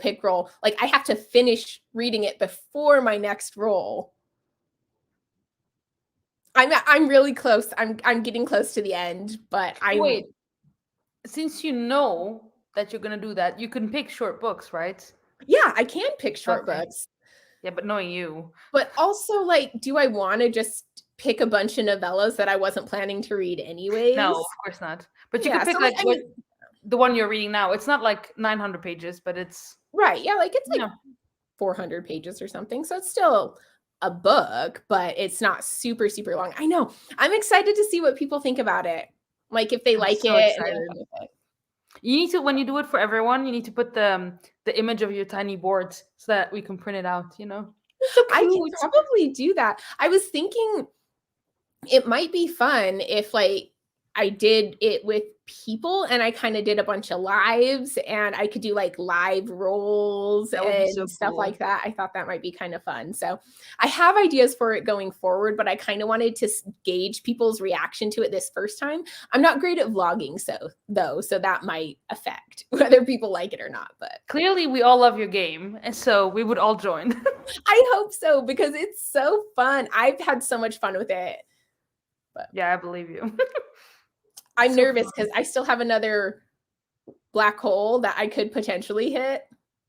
And I don't think I have time for another round. I don't think I could go back to the beginning. I really hope you don't hit that black hole. Me too. But I only roll one dice, so yeah, I think that would be fun. Yeah. I should totally do it. You should, with the prompt cards as well. So that we would all get the same prompt.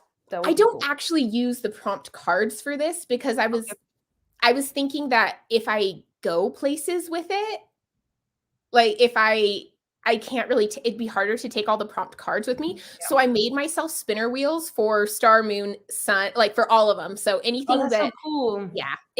When I land on, everything is just going to be a spinner wheel. So nice. I guess I didn't bring that up. We were just talking about it, but I didn't bring it up so people could see. Other people be like, what are they talking about? I know. Everyone's like, Yeah, so I guess I could like give everyone the prompts and they can make their own spinner wheels Yeah. to go with it. Or you guys could just like pick which ones I get, whichever way you prefer. But it would be kind of interesting to see how other people do. Like someone gets there in like 3 rolls and 3 books, and the other person gets like 10 books. Yeah. Yes, I think I should. I think I'll do it. I think it'd be so much fun to just have other people join in. Oh yeah, for sure. Yeah. I was planning on doing it like once every couple months or so. Like everyone doesn't need to join in every time. I could do them, but just for fun because it's really fun to do. That would be fun. Yay. I'm excited. What time is it there, Joanna? 11. I guess it's Friday night. It's not that bad, but Melvin is also, he's online gaming with a friend, so we're good. He's like, you're having fun with your friends. Of these friends. He always does it. Every time I'm on space, he's like, I'm gonna go game with my friend. I'm like, okay. That's nice that he has his thing to do while you do it. Because I feel like Eric just like he can entertain himself, but he's just trying to be extra quiet. I'm like, you're fine. Like people aren't gonna care. No, especially not during reading sprints, you know. Mm-hmm. Yeah. I'm so like he's been sleeping for hours. Like hours. At least we know he's still alive because he woke up earlier. Yeah, the problem is in a few hours I'm going to bed and then he's like, oh, now I'm wide awake. You know? It's always like that. Oh, rude. Mm-hmm. He's so cute though. This morning he wasn't cute. I was working. I was in a meeting and then he was like, I want to go outside. So I'd let him go out. And then, oh no, but it's cold. I want to come back in. Then he'd back in. He like 30 seconds later, meow, meow, meow. I want to go back outside. Oh, it was like back and forth. We're not playing this game. It's like, I cannot even have my mic unmuted to say something in this meeting because you're always meowsing. I love cats. I want a cat, but we can't have cats here in our building. We're not allowed to have pets. Oh, no, they're so cute. I know. Cats are so cute. Ooh, pizza. That sounds good. Hmm. I have to go to this Christmas party thing with my husband tonight for his work. Is it gonna be fun? You don't seem excited. I am not a big fan of Christmas party. I'm not a big fan of like work parties in general. I do know where your husband works, so I think that may be affecting it too. And it's fine. Like they're nice. I don't mind. I'm not a huge fan of those types of social gatherings. Where you have to pretend to be like, oh hello. And you're just gonna be at home with my book. I need to finish before I get this other black hole. Right? You're like, I gotta read my books before midnight, people. Bye. Have fun at the beach. Have a cocktail on us. Yes. Oh, I had one yesterday. That was so nice. We had our our team's Christmas party, but there was only like 6 of us because we're trying to limit seeing each other because of COVID. So, but it was really fun. It's true. I don't know. Yeah, but you work in a hospital. Yeah, we don't. Our Christmas party is happening on Tuesday, but really it's a Christmas lunch. So pretty much the department buys lunch and we can go have free lunch. That's nice. And we're allowed to wear Christmas sweaters to work that day. Yay! So that's about the extent of it.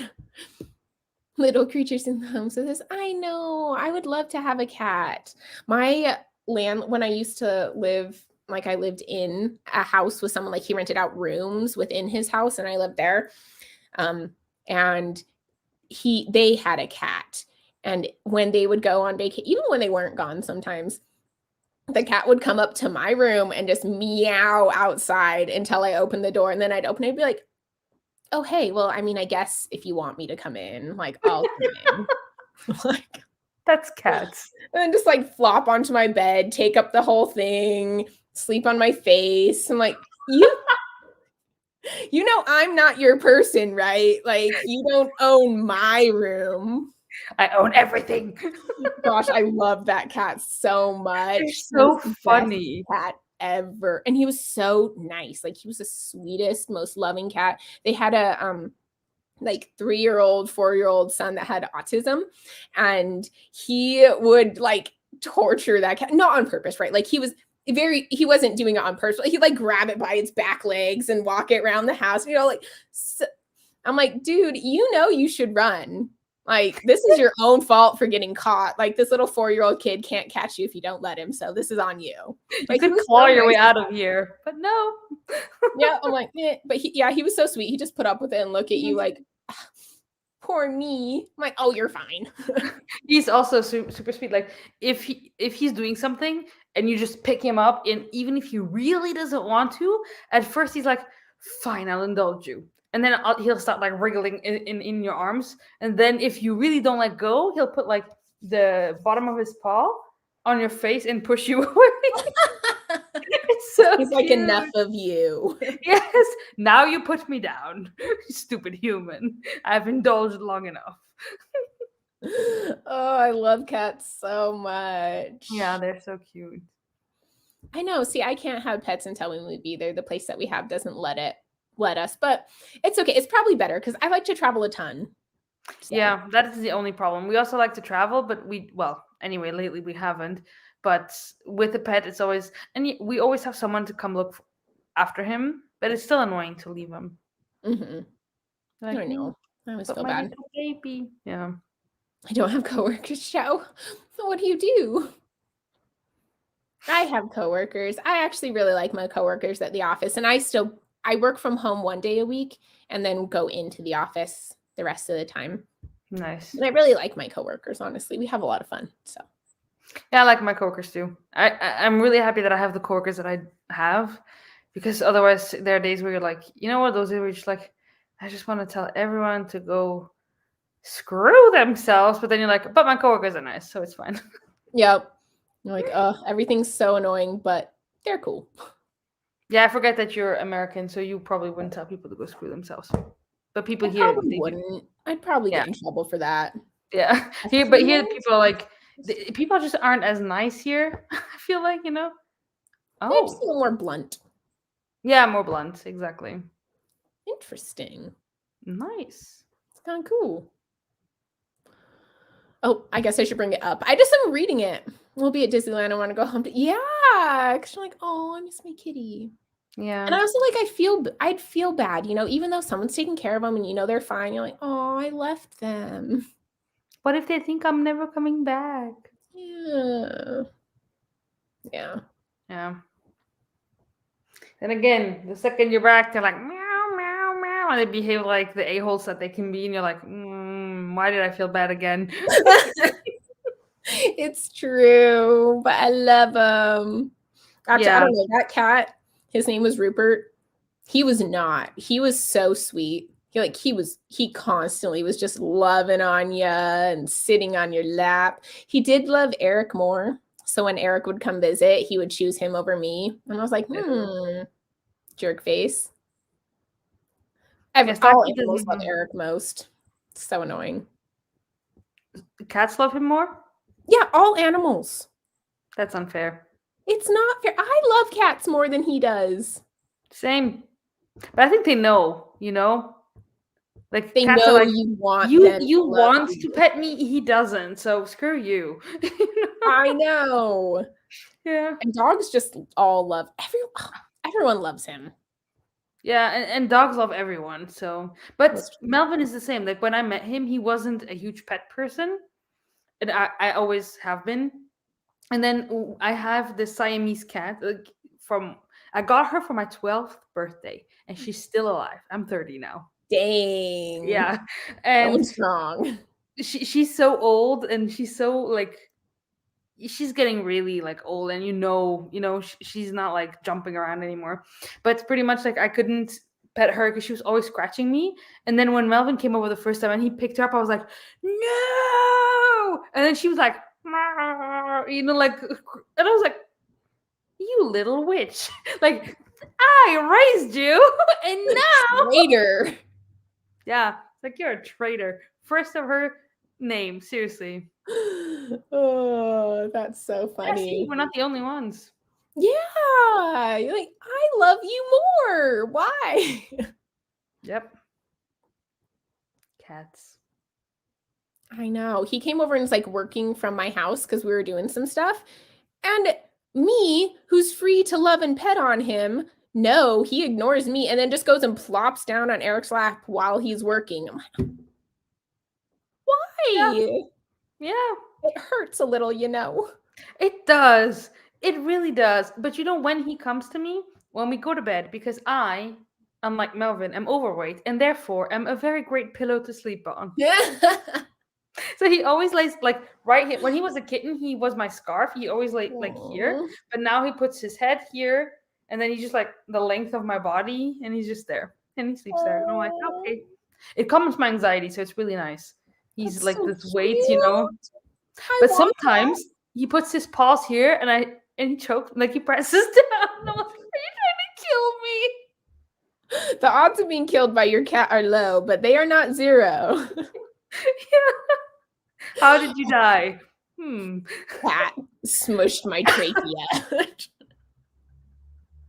Dude, I hate it when they like put their paws on like your neck or your face and then start kneading with their claws. You're like, ow, that hurt. That actually physically hurts me. Yeah. Yeah, that's terrible. He does that on my belly because, like I said, I'm overweight. So he puts his claws on my belly and he's like, and I'm like, that actually hurts. Like there are nerves. Yeah. Yeah. That's it. That's how they are. True. It's true. I got it stuck. So rude. I wanted to ask you, have you watched Wheel of Time? I've watched the first 3 episodes, I think, and then the next ones weren't out and we're kind of waiting for more. We like to kind of binge in clumps. Yeah, that makes sense. How many are out now? Is it 5 or 6? I think today episode 6 came out. Episode 6. Yeah, so maybe we'll watch, probably not tonight because I need to read and then the party. We have the Christmas party tonight. So I'm going to give myself extra time added onto the end. I'm like cut out the Christmas party time of my 48 hours and just give myself extra time later. But yeah, you should. I think, I was debating. I was debating if I should watch the whole first season because I think it's going to cover until book 2. I think the first season does some stuff through book 3. And as I've watched, it's not all like covering what happens in books 1 through 3, but I think things that come in later in the books, they're bringing in earlier in the movies, it seems like, is what I picked up on. I mean, obviously there's still more to go, but it just seems like things that were coming in, like in the first couple episodes, things that you learned later have already come in. So. Okay. Yeah, I think because I'm pretty sure that we'll know who the Dragon Reborn is. I don't know if you know in book 2. I assume you know because the book is called The Dragon Reborn. So I assume, unless it's false advertisement, but I'm like, do I finish season 1 and get spoiled for this or not? And I'm like, yeah, I think I will. Because I also watched all of Game of Thrones before reading A Song of Ice and Fire, so. Yeah, I did too. But also because I don't think he's going to finish A Song of Ice and Fire, so. Oh, still hurts. You're like too soon. Hurts. It still hurts how they finished that stupid season 8. That was the worst. That was so bad. Like, okay, when I'll never forget how they did my queen dirty. How when she's on her dragon and then the bells start ringing and she just like takes off. I remember we were watching it and Melvin was like, "Where the hell is she going?" And I was like, "Oh, she's probably gonna go to kill Cersei," which that's fair enough. Oh, I would do that too if I were her. And then he was like, "Oh yeah, that makes sense if she goes to Cersei." And then you see the flames, and you're like, "This makes no sense, though. Why? Why would you do this? When in her whole life story has she ever condoned killing innocent people?" I know. I feel like they just took her character and they're like, whoop, whoa. Like you what are you doing? I know. And then they're like, "Oh, we foreshadowed it when she was so happy that her brother died." Her brother was a freaking... Yeah, that was not foreshadowing. No, like, I would have killed him too. He was a psycho. To death. Yeah, but those calls were mistreating all the women. Oh, she killed the slavers. They were slavers. The whole point is that she always went after the people that were hurting innocent. Yeah, like she fought for the innocent. Yeah, why would she now? Yeah, she was like the champion of the downtrodden and innocent, and then they all of a sudden have her butcher everyone in a city, even like women and children and like old people. It's kind of sad that we always lump men into the non-innocent. Because they are. No, I know what you mean. Yeah, like even those soldiers that were like cooked alive in those things that they were wearing. I was like, what did this dude do to you? Nothing whatsoever. And you're like, this is ridiculous. This is ridiculous. Yeah. No, I hated it so much. I was like, this is dumb, and I'm so mad that I just watched because I binged it. So the final season was coming out, and my sister had been watching all along, and she was living down here at the time. And so she's like, you have to be able to watch the last season with me. So I binged the first, seven seasons. There's 8 seasons. Yeah. So I binged them really quickly and just so much. I watched like one night on a night shift. I had a special case that I wasn't doing anything really with. And so I watched like 10 episodes on one night. A season. Yeah. So I watched like the whole season. Like, I was so mad. I'm like, I just binged all this for that? No, that was a waste of my life. I still stand by the fact that I will rewatch it. Probably not season 8. Yeah, I will watch through at least episode 2 of season 8 because I liked episode 2. And I love the first seasons. I mean, it's so great. Like the stuff that they do, it's just so good. And it's just, and then. I feel like they messed up Tyrion, and that made me so mad because I loved him, and they just kind of messed everyone up in season 8. Yeah, they just screwed all the characters up, and I didn't like them. I hated how Jaime went from, he was on a redemption arc to actually he's going right back where he started. Which, I mean, that's a theme in some grimdark, is that it's cyclical. So you go right back where you started. But it's like in a different way. When you read Joe Abercrombie, you'll see that in his books. Like it's kind of like a circle of life, I'd say, But with Jaime, it didn't make any sense that they were going towards all this. And then just like that. And that's the problem. If you take your time and you do it well and you're like, okay, actually it's a cycle. He's going right back where we started as a changed man, but still he's going to end up right where he began with his sister. That's fine. But you cannot do it in like, oh, by the way, we have 1.5 episodes to do this. Like, that doesn't make sense. Yeah, they didn't do the characters very well in the last season at all. Like, they just kind of messed things up significantly. Yeah. I think it was, what it felt to me, it was like they had a bullet point list of like, what is going to happen? What are the plot points? And they did the plot points, and that's it. Yeah, if he finishes the book series, I will definitely read it, but I just don't think he will. I think he's not going to finish it. Yeah, it's true. No one cares about the next season. I don't. I'm probably not going to watch it. And I feel like the only way I'm ever going to go back to it is if he finishes the book series, and then I'll read that. Oh, I'm definitely watching the prequel. I'm so excited for it. I'm not excited for it.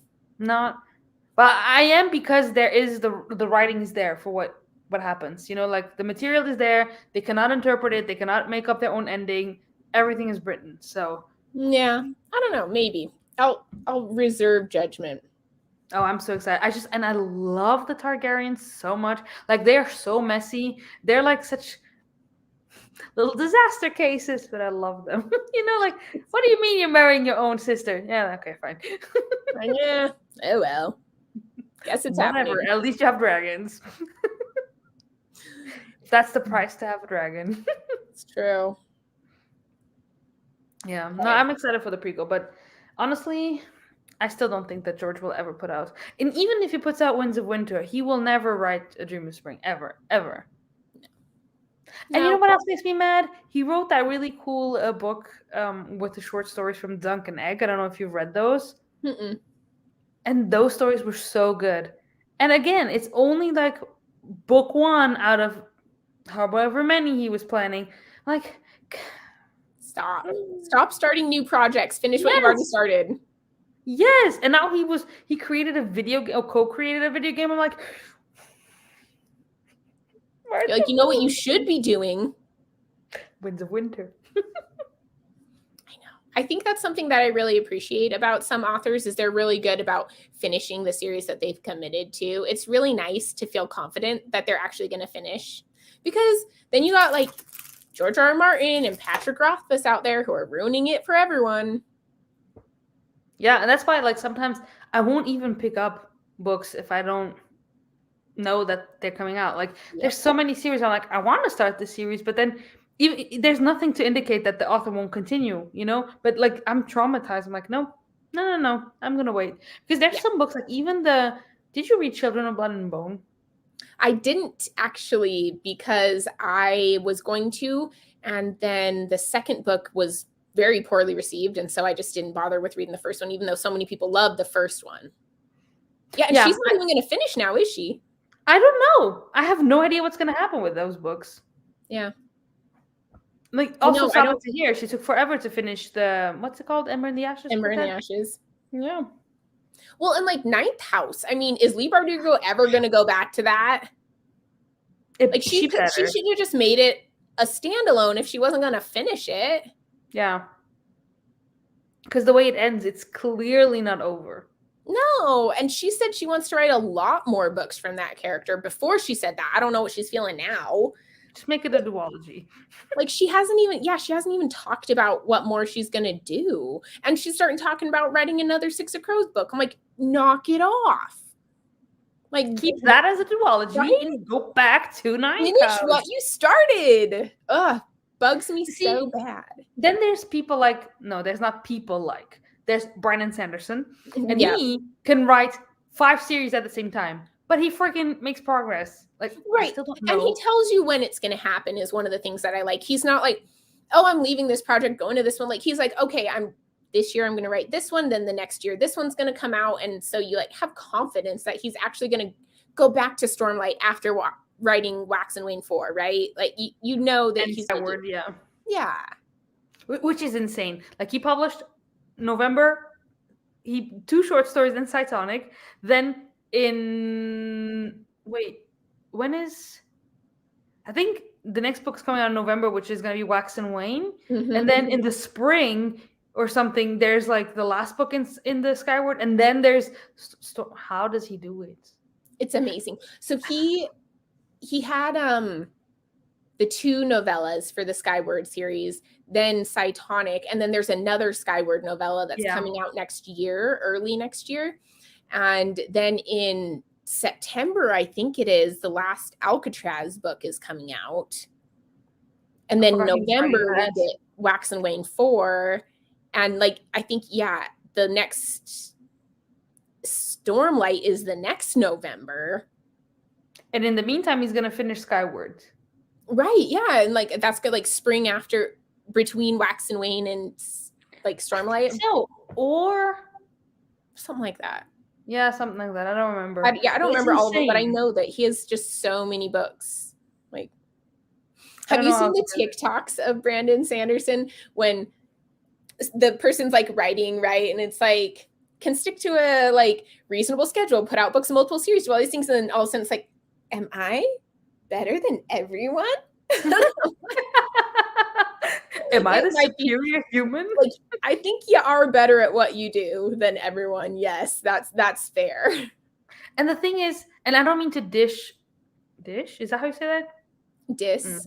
Diss? It's late. I don't mean to diss on any other genres, but like, it's not like he writes stuff in our world where he doesn't have to make up a world. He just has to write like a cute romance or like a fun thriller. Not that those don't take time and work and energy and creativity. No, but they are easier in the sense of you can just go into one. You don't have to remember the magic system, remember the world and all the characters and all these things. Like, it's not as complex to remember. I don't think so. Especially the Cosmere, where he's bringing in people from all over this.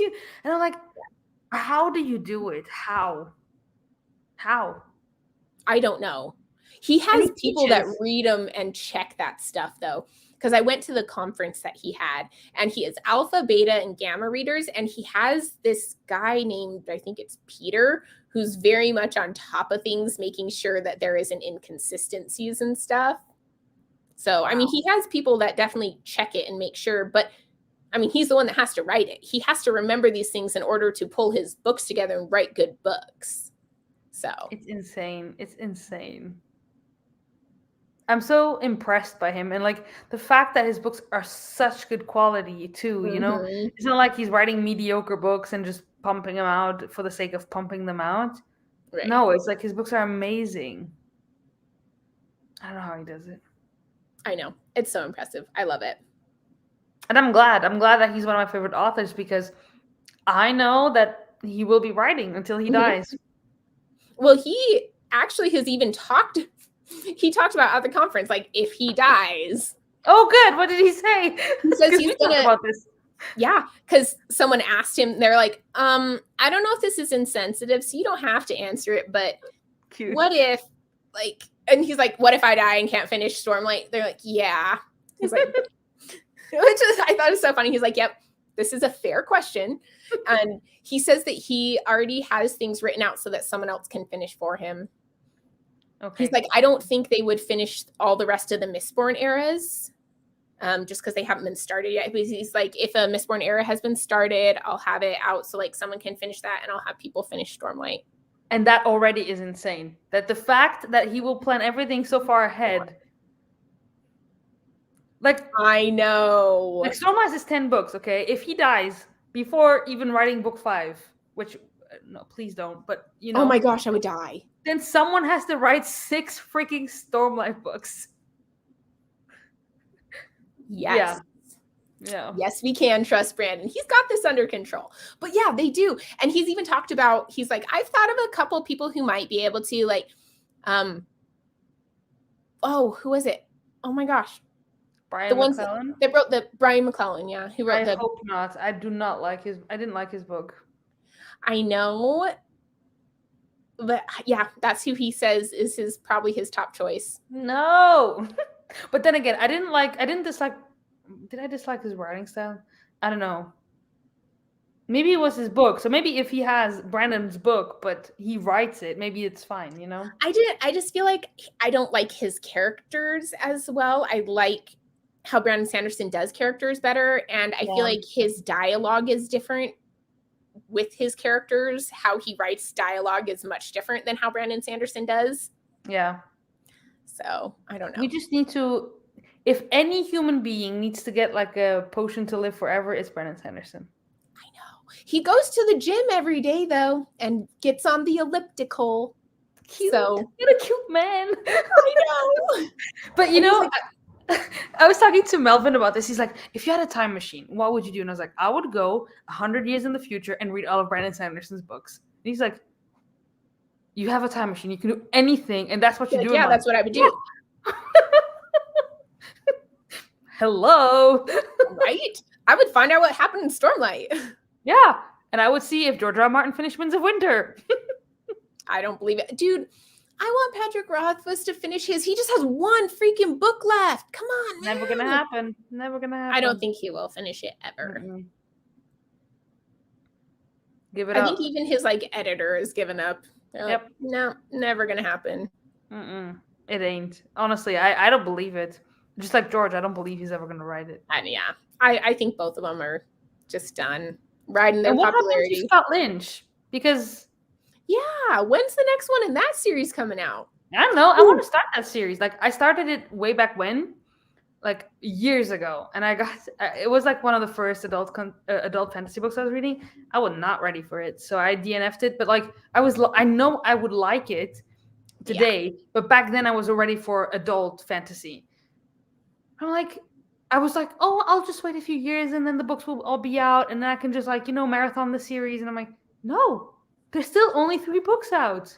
Yeah, you never know who's not going to finish, because I didn't start Foundry Side because people were like, there's no one said when the next one's coming out. No one knows if there'll be a third, but he announced it and it's coming out next year. So finally, now I can start Foundry Side. Which is really fun. I read Foundry Side, but I didn't read Shorefall because I knew I'll have to reread. So I'd rather reread 1 than reread 2.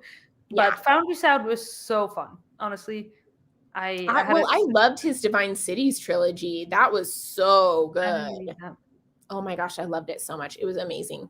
So I'm really excited to read Founder's Side. I'm going to start doing channel read-alongs because I feel like Yay! I wanted to for so long, and I'm like, I should start it. So that's actually going to be one that I do next year. I have my announcement video filmed and edited and everything. I just have to make a Discord. So. Well, you're good at it since you created ours, so. I don't remember how, though, because that was so long ago. It was like a year ago that I made that. That's so cool. Yeah, I love channel read-alongs. I think I'm going to join Vish in January. I'm going to be the co-host for hers. What are you reading then? It looks like we're going to be reading Daughter of Smoke and Bone. Oh, I love that series. That was so fun. I need to finish it. I haven't finished the last book. Oh, you just haven't read the last one. I really liked it. I have like 200 pages of it. You're going to have to reread, though. Oh, yeah. I'm going to reread everything. But I love that series. I really like that series. I read that actually when I was on my honeymoon. I read Daughter of Smoke and Bone. Nice. Yeah. Yeah, no, I think they're so angsty, you know? Yeah. And so fun. They are really fun. I think she writes good romance. Yeah, I just think she has it all. You know, she has the beautiful writing. She has cool worlds and cool fantasy plots with a dash of romance in it, which is why I also like. Did you read the David Bond trilogy? No. I think you'll like it then, because it's also a little bit like that, where everything is it's very well balanced out. Not like we were saying about Sarah J. Maas, where it's like you read it for the smut, and for the romance. Yeah. No. But no, here it's like there's a little bit of everything, and I love that. Yeah, I do like that. I like when the authors can do all of it. And like, I don't mind when there's no smut or if it's all smut, but like, I kind of like when you can throw it all in there. I'm like, oh, nice. Yeah. I know. I don't really have the time for rereads either. So I feel like Brandon Sanderson books are about the ones that I'm going to be doing rereads for. Which you've committed to. Oh, I have. Well, I'm the only one who's caught up. You're such a sweetheart. I just love you. You're so cute. I'm sorry. I was talking to Sophia. I was like, crap. Next month there's another Brandon Sanderson. I still haven't finished Mistborn. What is next month? Is it Elantris? Oh, Warbreaker. Or is it Warbreaker? I know, we both have to go look, and it's like our read. Whoops. Oh, boy. What is it? Because I know we start our Stormlight reread next year. Mm-hmm. Oh, I'm so excited for it. Yeah, that's the one I'm most excited for. I know, me too. So. You've only read Warbreaker, Angela. Warbreaker in January, and then Elantris in February. And then we have March is Hope of Elantris and Empress Soul. April, White Sand, Shadows for Silence, and Six of the Dusk. In May, nothing. And then it's every 2 months. For a Stormlight. The thing is, though, I feel like White Sands might be kind of hard for some people because it's out of print. They're going to reprint it as an omnibus, though. Oh, they are? Yeah, I talked at the conference. I talked to people that were in like his whatever Dragonsteel department, and they've stopped printing the old ones because they want to release a new omnibus one because it's gotten more popular since people are wanting to read everything in the Cosmere. Yeah. Did you read them? Yes. Okay, yeah, so did I, because my library had them. Yeah, I got it from my library too. I didn't smoke, right? Like the art style changed in the middle of it. Okay. It changed in the middle of the second one, was it? Yeah. Completely different. And it wasn't like between books. It was like in the book. And you're like, no, that was weird. And I didn't really like the art style of either all that much. Like they were okay, but I didn't love the art style in it. No, me neither. I did prefer the second one. I think it was more clear what was happening on page. But still, I was like, this looks different, you know? I know. I showed my husband. I'm like, am I crazy? Like flipping between pages. I was like digitally reading them, you know, on my iPad. I was like flipping back, like zooming in, like, is this me? I know, I felt the same way, but it was different. But I don't know. I didn't love White Sands, but no. You haven't read the short stories we were supposed to read in October, have you? Not yet. I think I'm gonna, because you should. You know what happens? I hate myself sometimes. I read Alloy of Law when we were supposed to read Alloy of Law, And I finished it, and I picked up like it was like this: finish Alloy of Law, put it down, pick up Shadows of Self, literally like that. And I read Shadows of Self in 24 hours. Yeah. And then I was like, crap, this is next month's buddy read. If I read Bands of Morning now, then I will not know what happened in which book.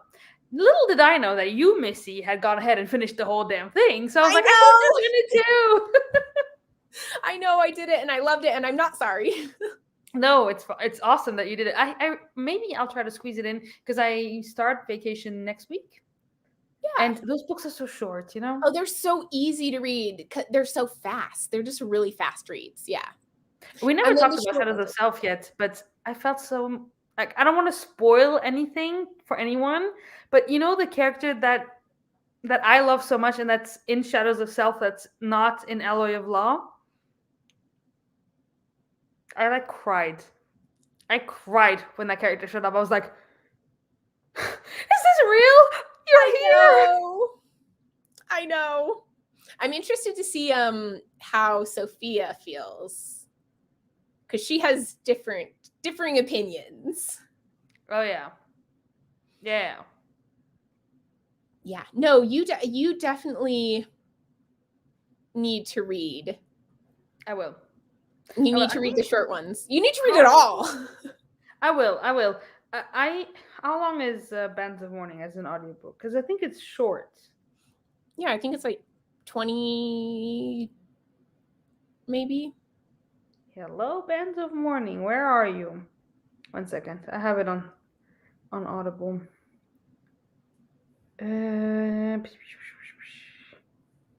Elantris? No, wrong series. Where is Bands of Morning? Sheesh. I don't know what I did to Bands of Morning. It has disappeared. It's gone. I can go look up how long it is. Bands. Seriously.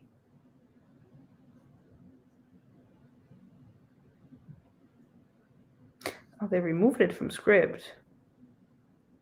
Oh. That's weird.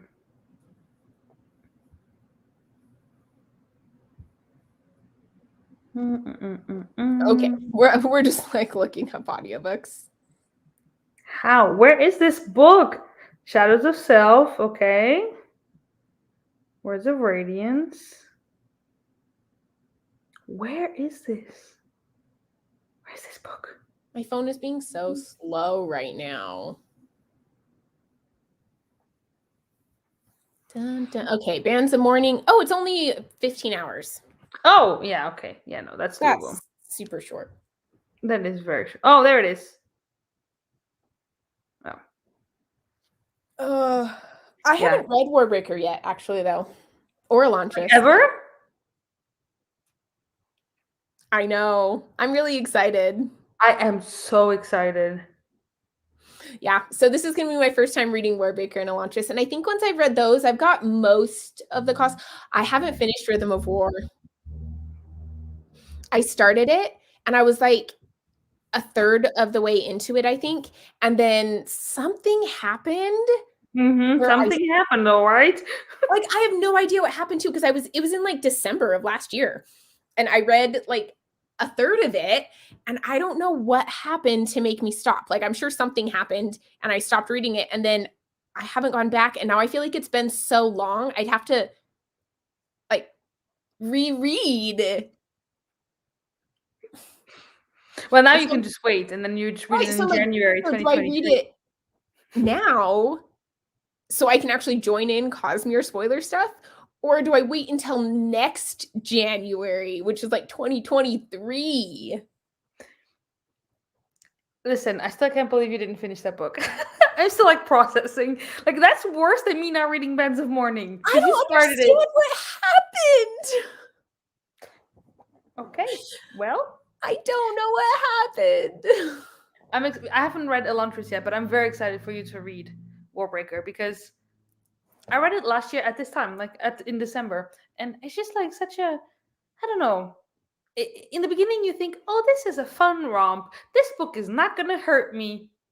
lies. And it hurts you. It's always like that, like just like Empire, the Final Empire. You're like, oh, nothing is gonna happen in Final Empire. Yeah, It's true. That's how I feel. I'm like, how is it 2022 in like a month? yeah. I kept on thinking that it's gonna be 2021 next year. Because I was like, oh yeah, this year in 2020, and then I was like, wait, no. That's true. Oh no.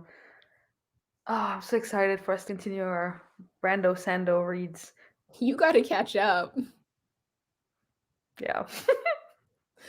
Because I've read Secret History and Pittsville Tanya now. Okay. So I'm really interested in Secret History because I did were you in it? No, in the Vin character live show I did. And Hillary and Elle, they were like on opposing sides of that book. Like Hillary hates it. No, Hillary loves it and Elle hated it. So they were like, no. yeah, I could see why it would be polarizing. But it's fascinating. I'm so interested because I know the big thing that's in it because I've read the Stormlight books. So I know who's who, and what's what. So well, I haven't read Rhythm of War, so I didn't see it coming. Oh, I knew. When did I know? I don't know when I knew, but then I was like, wait a second, Oh, I kind of well, you have to read it. And then Yeah, I'll get to it. I think I'll get to it this month because I'm really in the mood for more Brandon Sanderson. Like me too. I just love after I went to that conference, I just wanted to read the Stormlight archive again. Like I just wanted to drop everything and just reread Stormlight. But what did I message Sophia? I messaged her something. Oh, we were talking about clothes, and I was like, oh, I don't really like patterns on my clothes, and I was like, pattern. I want to reread Stormlight, and then I told Abby sent me a photo of her on vacation. I was like, oh, you look so radiant in this picture, and I was like, Night's radiant. I know. Hello. Hey, speaking of the devil, Sophia, she's like, oh, hello, I hear my name. I know. We're just talking about the Cosmere and Brando Sando. And how telling you that I don't wear patterns reminded me of Pattern and me wanting to reread. I want to reread. I feel like that conference just seriously made me miss the Cosmere so much. Cosmere is the best thing. It was so fun. I feel like you have to come to one of these. I know. It just like being around other nerds. They had this part that was trivia and people just lined up and they asked them questions, and if you got it right, you went to the back of the line. If you got it wrong, you sat down. And it was insane, some of these things. Like I knew a decent amount, like not like I felt like I was like, oh, that wouldn't be too bad. But some of the questions, I was like, how does anyone know that? Yeah. Like, it was so impressive. But even like I've only read the Stormlight books once, and I feel like all the stuff with the heralds and all that, I'm like, the first time you're like, no, I'm just taking this in.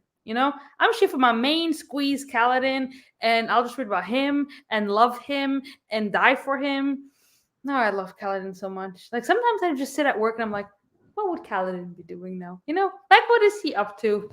I am a Dalinar stan.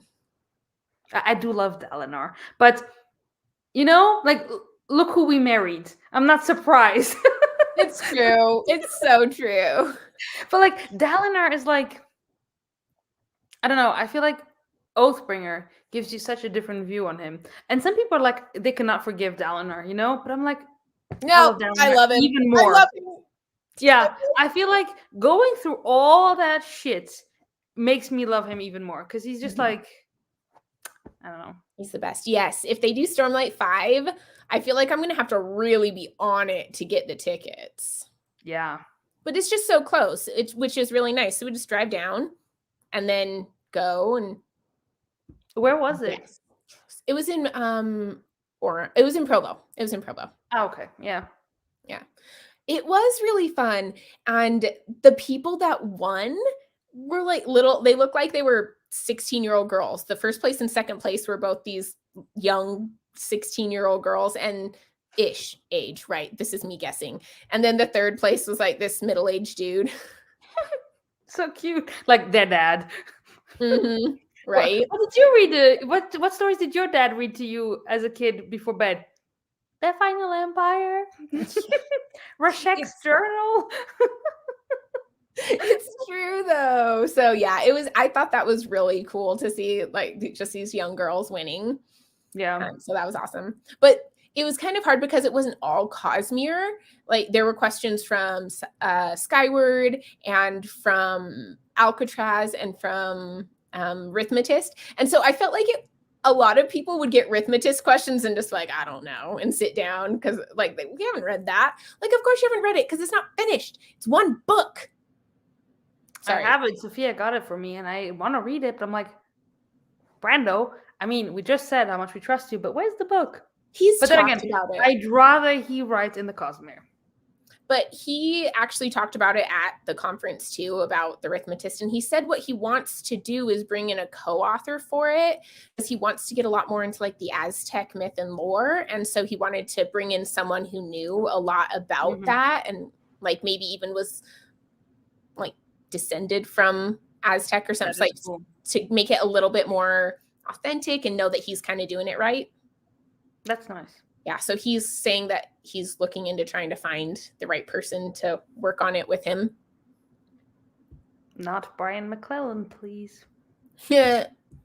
I'm not sure if he'll get, but yeah, he says he's going to finish it, but he's going to like have other people jump in and help. Yeah, but he did that. I mean, the last Alcatraz book was co-authored and the novellas for Skyward were co-authored. And so I think he's doing a lot of co-authoring stuff right now to get other things done that are more side projects for him.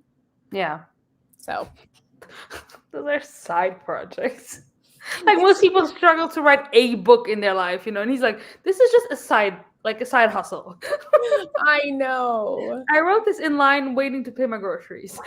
It's true though. He's crazy. It was just like busting it out.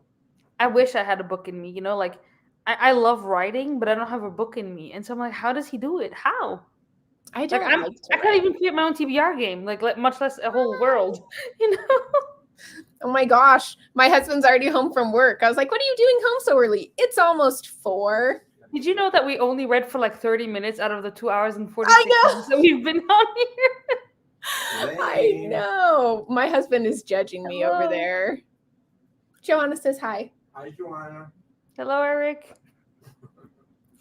Yeah, it's fine. That was kind of the point of this, is just kind of wanting to chat and catch up. So we lied to you guys. These were not reading sprints. Sorry. I know. Like, psych. Yeah. I know. And how? Wasn't he not in Hawaii? Like, I bet he goes to events. You know, like, oh, it's my granddaughter's birth. Well, maybe not granddaughter. He's not old. Like, it's my daughter's birthday party. Happy birthday, honey. Oh, yeah. Of course I'm present. What do you mean? Oh, no. This my fingers just do this. Oh, I just puked out a book. You know? Like, it's true, though. Oh, my gosh. I don't know how he does it. I don't know how he does, but I'm glad. I'm so glad. Like, I'm so happy that he's one of my favorite authors, that I love John Gwynne, that I love Joe Abercrombie, because these guys write. They write, you know? Yeah. Like, you can trust them. It feels good. And someone like Abercrombie, I love because the books only get better as you read. Except maybe for Red Country, but that's very, how do you say that? Controversial, because a lot of people love Red Country. For me, it was the weakest of the standalones, but the one that surprised me, which whenever you get to his books, I'm really intrigued to see what you think of the standalones, because he has one called The Heroes, and it's literally a book that takes place over 3 days of battle. And I was like, I'm going to hate this because I hate battle scenes. And it's one of my favorite books he's written. It's so good. Right? Because he's just like, he takes, you know, he brings in the young lad that we always wanted to be a soldier. And then he gets confronted with war. And then dies. No, but you see how 3 days of war has changed him. Like, you're like, he's not the same character from the beginning to end of the book. And then you realize, like, it's only been 3 days, you know? And it's insane. Like the character development you have in there is like what some authors would take years to write, and he did it over what was it's so good. What did I miss? Well, we talked a lot about a bunch of different authors and how we don't trust people who don't finish their series. And then we talked about Brandon Sanderson. Yeah. Yeah. When did you leave? I don't remember what else we talked about because we talked about a lot of random stuff. Yeah, there's a lot of random stuff. I think she was here for the like TBR Star Hop discussion. Oh yeah, but that one was like an hour ago. Oh Abby was still here for that. I'm still playing this game and I'm like sitting here not reading. I feel like you should cut 2 hours out and add them on. I should. Maybe I'll just go to midnight because I started at like 7 or 8 on Wednesday. So maybe I'll just go until midnight because I have been doing this, and then we're going to go to the party tonight. So I think I'll just not even worry about this time because I have to get ready, and then we have to go early and set up because he's kind of a like in charge of stuff. I think. I don't know. You're in charge of stuff. Yeah. Yeah. Yep. So. Do you need to bring something? Is it like potluck? No, I think they're paying. It's catered. Ooh. He dies. Who died? Oh, No, that's yeah, I was talking about the soldier. And he dies. Wait, no. You're like, no. Like, well, it's fantasy.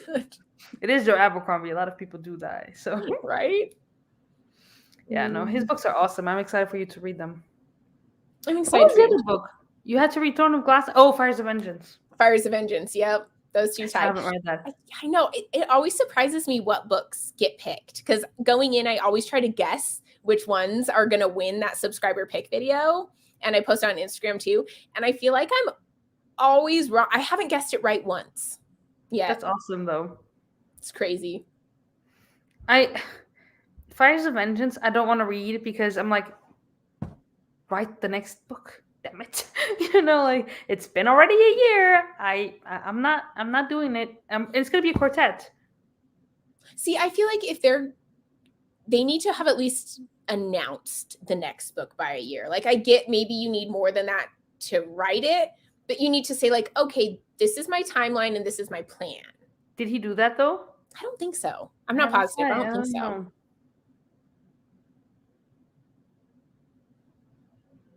Starfish. I've never even heard of that. I feel like I have. I'm just like... But I don't know. I'm thinking of a cover that has a squid on it. Mm. Is that the one? I don't know. Mm. What do we need to do to get ready? Nothing? Just get dressed and be there by 6. Oh, yeah. We talked about Ninth House. We talked about this already, how annoyed we are that Lee Bardugo is talking about writing a sequel to the Six of Crows duology and hasn't even written the next Ninth House. We also talked about Wheel of Time.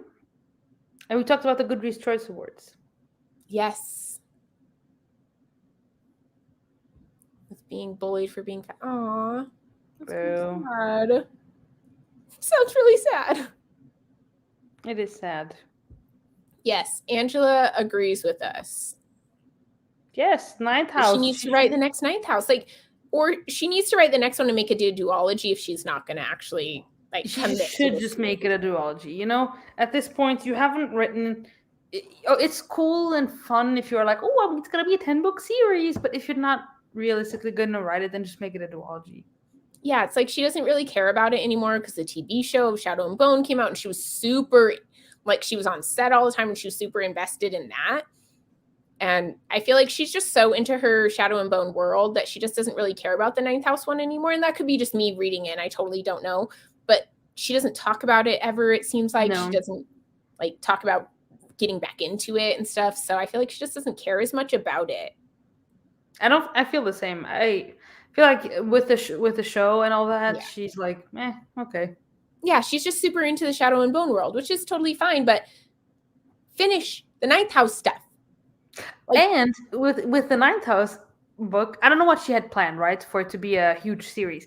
But you could make it into a duology. I don't know if it was 10, but it was. I heard something like 6 at some point. Yeah, I heard that she wanted to make it a chunk of books, but she's not writing them. Like, you can't write that long of a series if you're not writing the books. And how old is she? It's not like, I don't know. Once again, doom and gloom. What if she dies?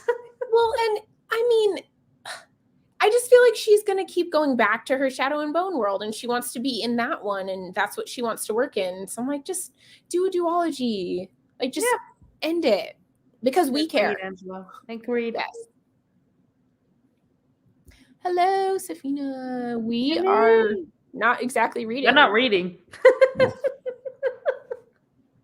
We're just sitting here talking. This was just an excuse to hang out, but to share the moment. Yeah. So. It's fun, though.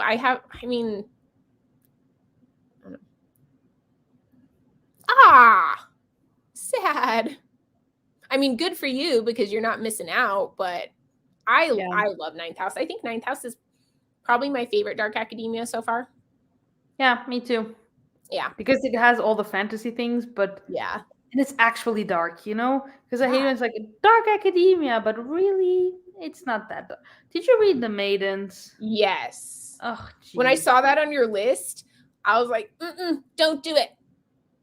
And I did read something else. Don't waste your time. I was having such a good time with it because I was like, ooh, there's actually talk about Greek stuff. It's so atmospheric. It's so fun. And then the reveal, and I was like, you literally pulled this out of your behind. Literally. Yeah. Like, what makes no sense? Okay. Like, I know. I was like, I guessed it from the beginning. I knew it was who it was, but the why was so stupid. Yeah. I didn't like the reasoning behind it. I didn't like The Maiden, so I was sad that you chose to read that one as part of it and I know you didn't read If We Were Villains, but I know that Angela loves If We Were Villains, and that's like her favorite. I'm going to read that. So yeah, I think we're going to do that in January. Because this month we're reading The Atlas 6, and then in January we're going to do If We Were Villains. Oh, okay. I may join you. Even you should. I'm really excited for it. Atlas 6 I really want to read. I want to read it before the new printing comes out so I can see if I actually want to get another copy of it or not. Yeah. I got it on Kindle, so it was really cheap. It was like €2 or something. So if I like it, then I'll get the books, you know? I don't like reading on Kindle, so I never read on it because I feel like that changes my enjoyment of the books. And so it's not really fair to the book. That makes sense. I only like reading certain things on Kindle. Yeah. I know. Did Sarah read it or did she want to read it? I don't remember. But you should message in the chats after and ask Sarah if she wants to join. Yeah. Yeah, I definitely should. Because I think I told everyone that we were doing Atlas 6 this year or this month. So I'll let everyone know. Yeah, you told us, yeah. Yeah, I'll let everyone know that we're doing If We Were Villains in January so everyone can join if they want to. Because, yeah, I think Sarah's getting into the Dark Academia too, and she's loving it. She's so into it, yeah. I know her filter on her story it's on Dark Academia. Dark Academia. I saw that. I was like, that's awesome. And she's so cute. Even I really want to meet up with her. I was supposed to when I was in Paris, but then we couldn't make it work. But yeah, hopefully. She seems super nice. I like her.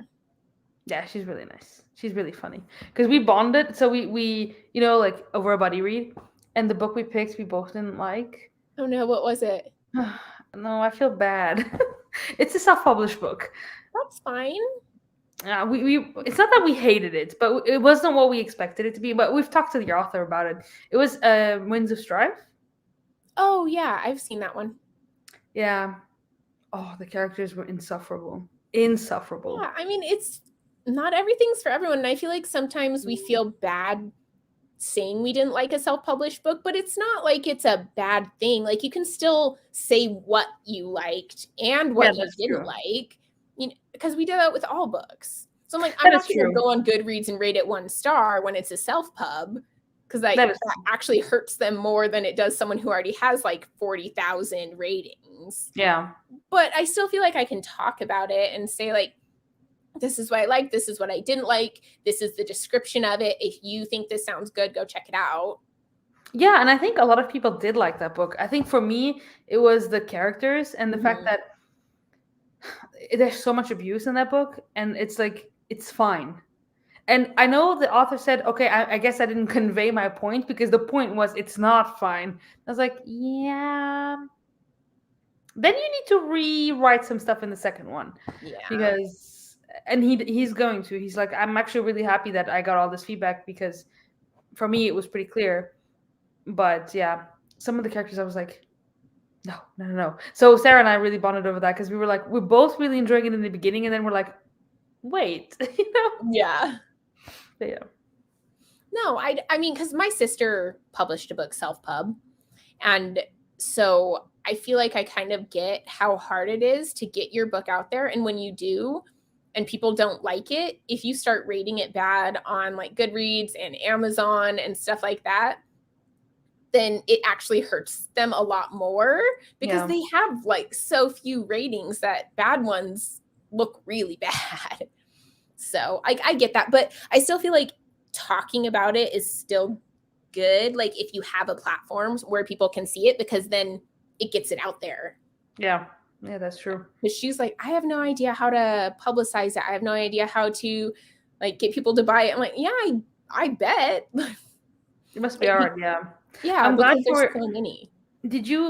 Have you heard about the what's the first one? Voice of War by Zach Argyle? Yeah, I have actually. Those are really good. They're quite short too, right? They're less than 400 pages, or at least the first one I think is. Yeah, his book, and they're super fun. I feel like, especially the second one, I felt like the first one, it was just like, oh, I need to know, and then the second one was just so good. So I'm so excited for the third one. He just revealed the cover, so.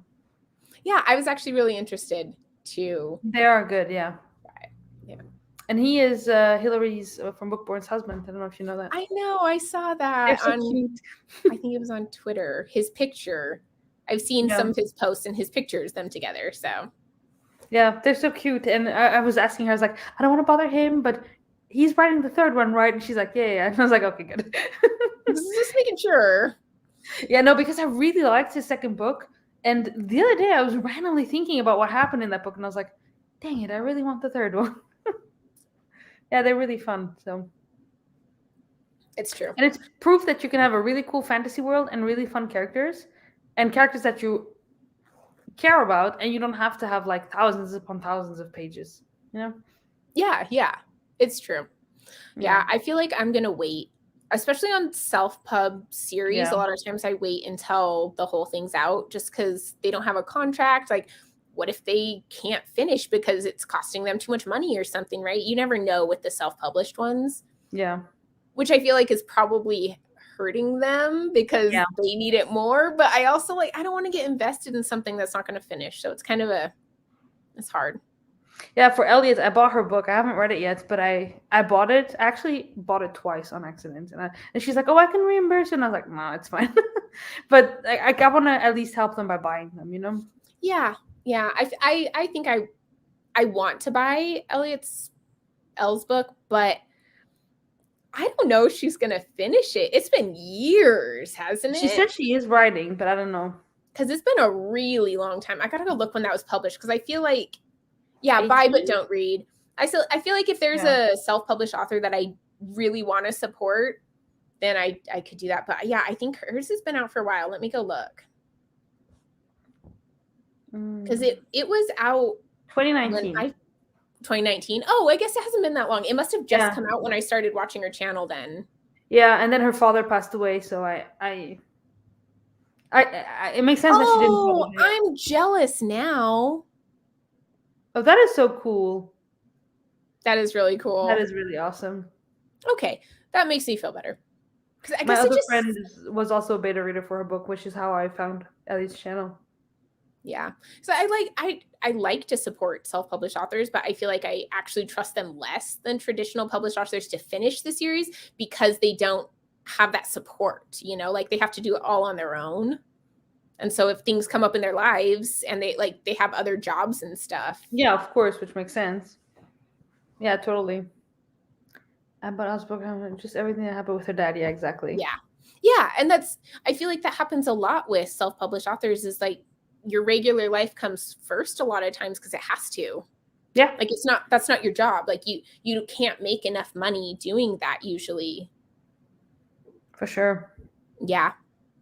That's how I think I'm probably going to do it because I have it on my wish list still. So, but I debated on getting it for you, but then I was like, I'll get her something short. I like that. I might need to read it for this readathon because I apparently have been slacking. And it's very compulsive, the Pyrenees. It's really like once you start it, you're like, I need to know. So then What happens? It's really cool. I think you'll like it. I'm excited for it. I think it'll be a lot of fun. And it's pretty. Worst case, it's pretty. It's true. And it's a hardcover, which I love. Like, I feel like I love hardcovers so much. They're pretty on the shelf. I know. Yeah. I'm going to reorganize my bookshelves too. I'm actually planning on doing that this weekend. So nice. I need to do that too and get rid of some stuff. And, you know, I've never done an unhaul, and I'm actually planning on doing one tomorrow. Nice. I've never done one in my life. So I'm like, it's so nice though. It feels so nice to get rid of books that you either didn't love or you know you'll never get to. So yeah, so I'm gonna do that, and I have so much planned for this weekend. It's gonna be so busy, but that's nice. Yeah, I have so much because I need to catch up on things. I don't know if you noticed, but I stopped posting on Instagram, and my videos went down to like 2 a month. I was pretty much posting like my subscriber pics and my TBR. I didn't even do wrap-ups. Like, it got pretty bad. I haven't done wrap-ups since July. I have one coming out tomorrow, and that's my first one in a few months. So nice. Yeah. Now I'm waiting for an unhaul video. Yes. I'm excited for Yes. Ooh, I'm so excited. This is my first time ever doing one, so I feel like it's going to be stressful. And okay, I was planning on doing it in the way where you guys like watched me pick it off the shelf as I go. But do you think you'd prefer having them like I already have picked them and I just talk about the books that I unhauled? What do you guys think? I like both. I like both because I like seeing the process of why, but when I film mine, I literally just showed it because I was like, I can't be bothered to do this. Like it takes so much time. But if you want to do it that way, I think it's fun because then you get to see why the person, like Sophia has done it like that before. Yeah. I've seen other people do them. It makes me feel like you're there. Yeah. Film the process. Okay. That's the way I was planning on it. But I was like, because the last 2 that I've watched, the people had already picked them and just went through them. I was like, oh, is that a better way to do it? Do people prefer that? I don't know. So, because I like the process one. So, yeah. Okay. That's what I'll do. It's going to be stressful for me. Yeah, which is why I don't do them like that. But I think the next one I'm going to do, I'll do like that because I just want to. But yeah. What was the other thing that I was going to film and I was going to ask you guys what you prefer? Oh, so for my next like subscriber picks video, I was going to maybe do like books that I on TikTok, like go through TikToks and find books. So like, would you guys prefer to like go through TikTok with me and find them? Yes. Okay. Instead of doing like find them and put them on the list and then go through it. Okay. No, I want to see your reactions because like we said, TikTok is like smutty books. I want to see your reaction. Okay. That's the way I'll do it. So I'm pretty excited to do one of those too. I think that'll be a lot of fun. I was thinking also of doing but I don't have TikTok. So I was like, yeah, I cannot do this video. And I'm not going to create a TikTok account for this video. Yeah, you're bad at it. We've talked about that. I know. I can't get rid of anything either. I've never done one before. You will see me struggle. You'll see it. It'll be rough. We're so used to your TBRs that we want to see you struggle all the time. You're like, oh, we're used to it. We're used to your suffering. It's fine. Yeah. I just want to let you know it's midnight, so I should be probably heading to bed soon. Okay. And I need to go get ready for the party. And so I should probably do that. Yeah. Well, this was lovely. It's fun. This was so much fun. We need to do sprints more often. Well, and actually read. My husband is over there laughing at us. He's mocking us. Because we didn't read, or because what? He's like, you need more sprints so you can just talk. Which is why I told you can just hang out with us when we watch movies and stuff. Because then I know it's just very informal, even though this was super informal. Is it actually smutty though? Yeah, she's like, nothing is actually smutty. I'm like, Katie Robert. Sophia, have you read have Katie you read Robert? Katie Robert? That is. I have read one short story by her. I haven't finished it yet, but it's. I read the Jasmine and Jafar one, Desperate Measures. That's what it was. And it's probably more along the lines of erotica than a romance book. It's got the smut if you're looking for that. But I would read the trigger warning that she puts at the beginning. Oh, nice. She does put them. Yeah. Because it's Vish recommends Neon Gods. Did you read that one? It's a haze. No, but I own it. I was gonna pick it for this readathon and I just didn't because I was like, oh, I need to pick one that's already on my 14 book long TBR Star Hop. Yeah. It was so much fun reading with you too. Hope you got a lot done. You made a lot of progress in your book. Yes, hanging out with friends is self-care. For sure. How many sex scenes are we talking? Well, it's like 200 pages and there's 10, 12 chapters and there's a scene that lasts 2 of those chapters. So I would say 10. There's a lot. It's pretty much the book. The plot is almost non-existent. I read her. I'm still in the middle of her. I do want to do this. Sorry. No. I have a couple before that, and then I wanted this to that to finish out my year. Ooh, I don't know. Maybe I should do 2. I have so much. Malice, the one by John Gwynne. Oh, yes. You need to. Oh, you need to. You read a lot in the live chat. Judgment. No, we didn't. That sounds acceptable. It is. It's a lot. If you're looking for smut, it is so in there. It's in the first chapter. Yeah. Everything. I think it's in the first chapter. Did you read the There's for the Nights? It's the one I'm still reading. It's like a short story. It's like a trouble. No, what do you call it when it's 3 people? Threesome. There you go. I'm thinking in French. I'm sorry. Yeah, it's like every chapter there's at least one thing. So yeah. It's very smutty. You're not gonna wish there was more. It's pretty much constant. Oh, this makes more sense what she said. You read a lot of the live chat, so it is reading. That's true. See? Look at her. Look at us go. Okay. Good. I'm gonna go to your party. I'm gonna go to bed. Already, you go to bed. Okay. He's still Bye, sleeping. Everybody. Oh my gosh, he looks so cute. I just want to snuggle his face. I know. I want to snuggle his face too. So cute. Me showing off our PS5, by the way. Nice. Those were not easy to come by. Yeah, apparently. Still, some people don't have them, so. It's crazy. Okay, well, good night. Bye. Good night, everyone. Thanks for coming.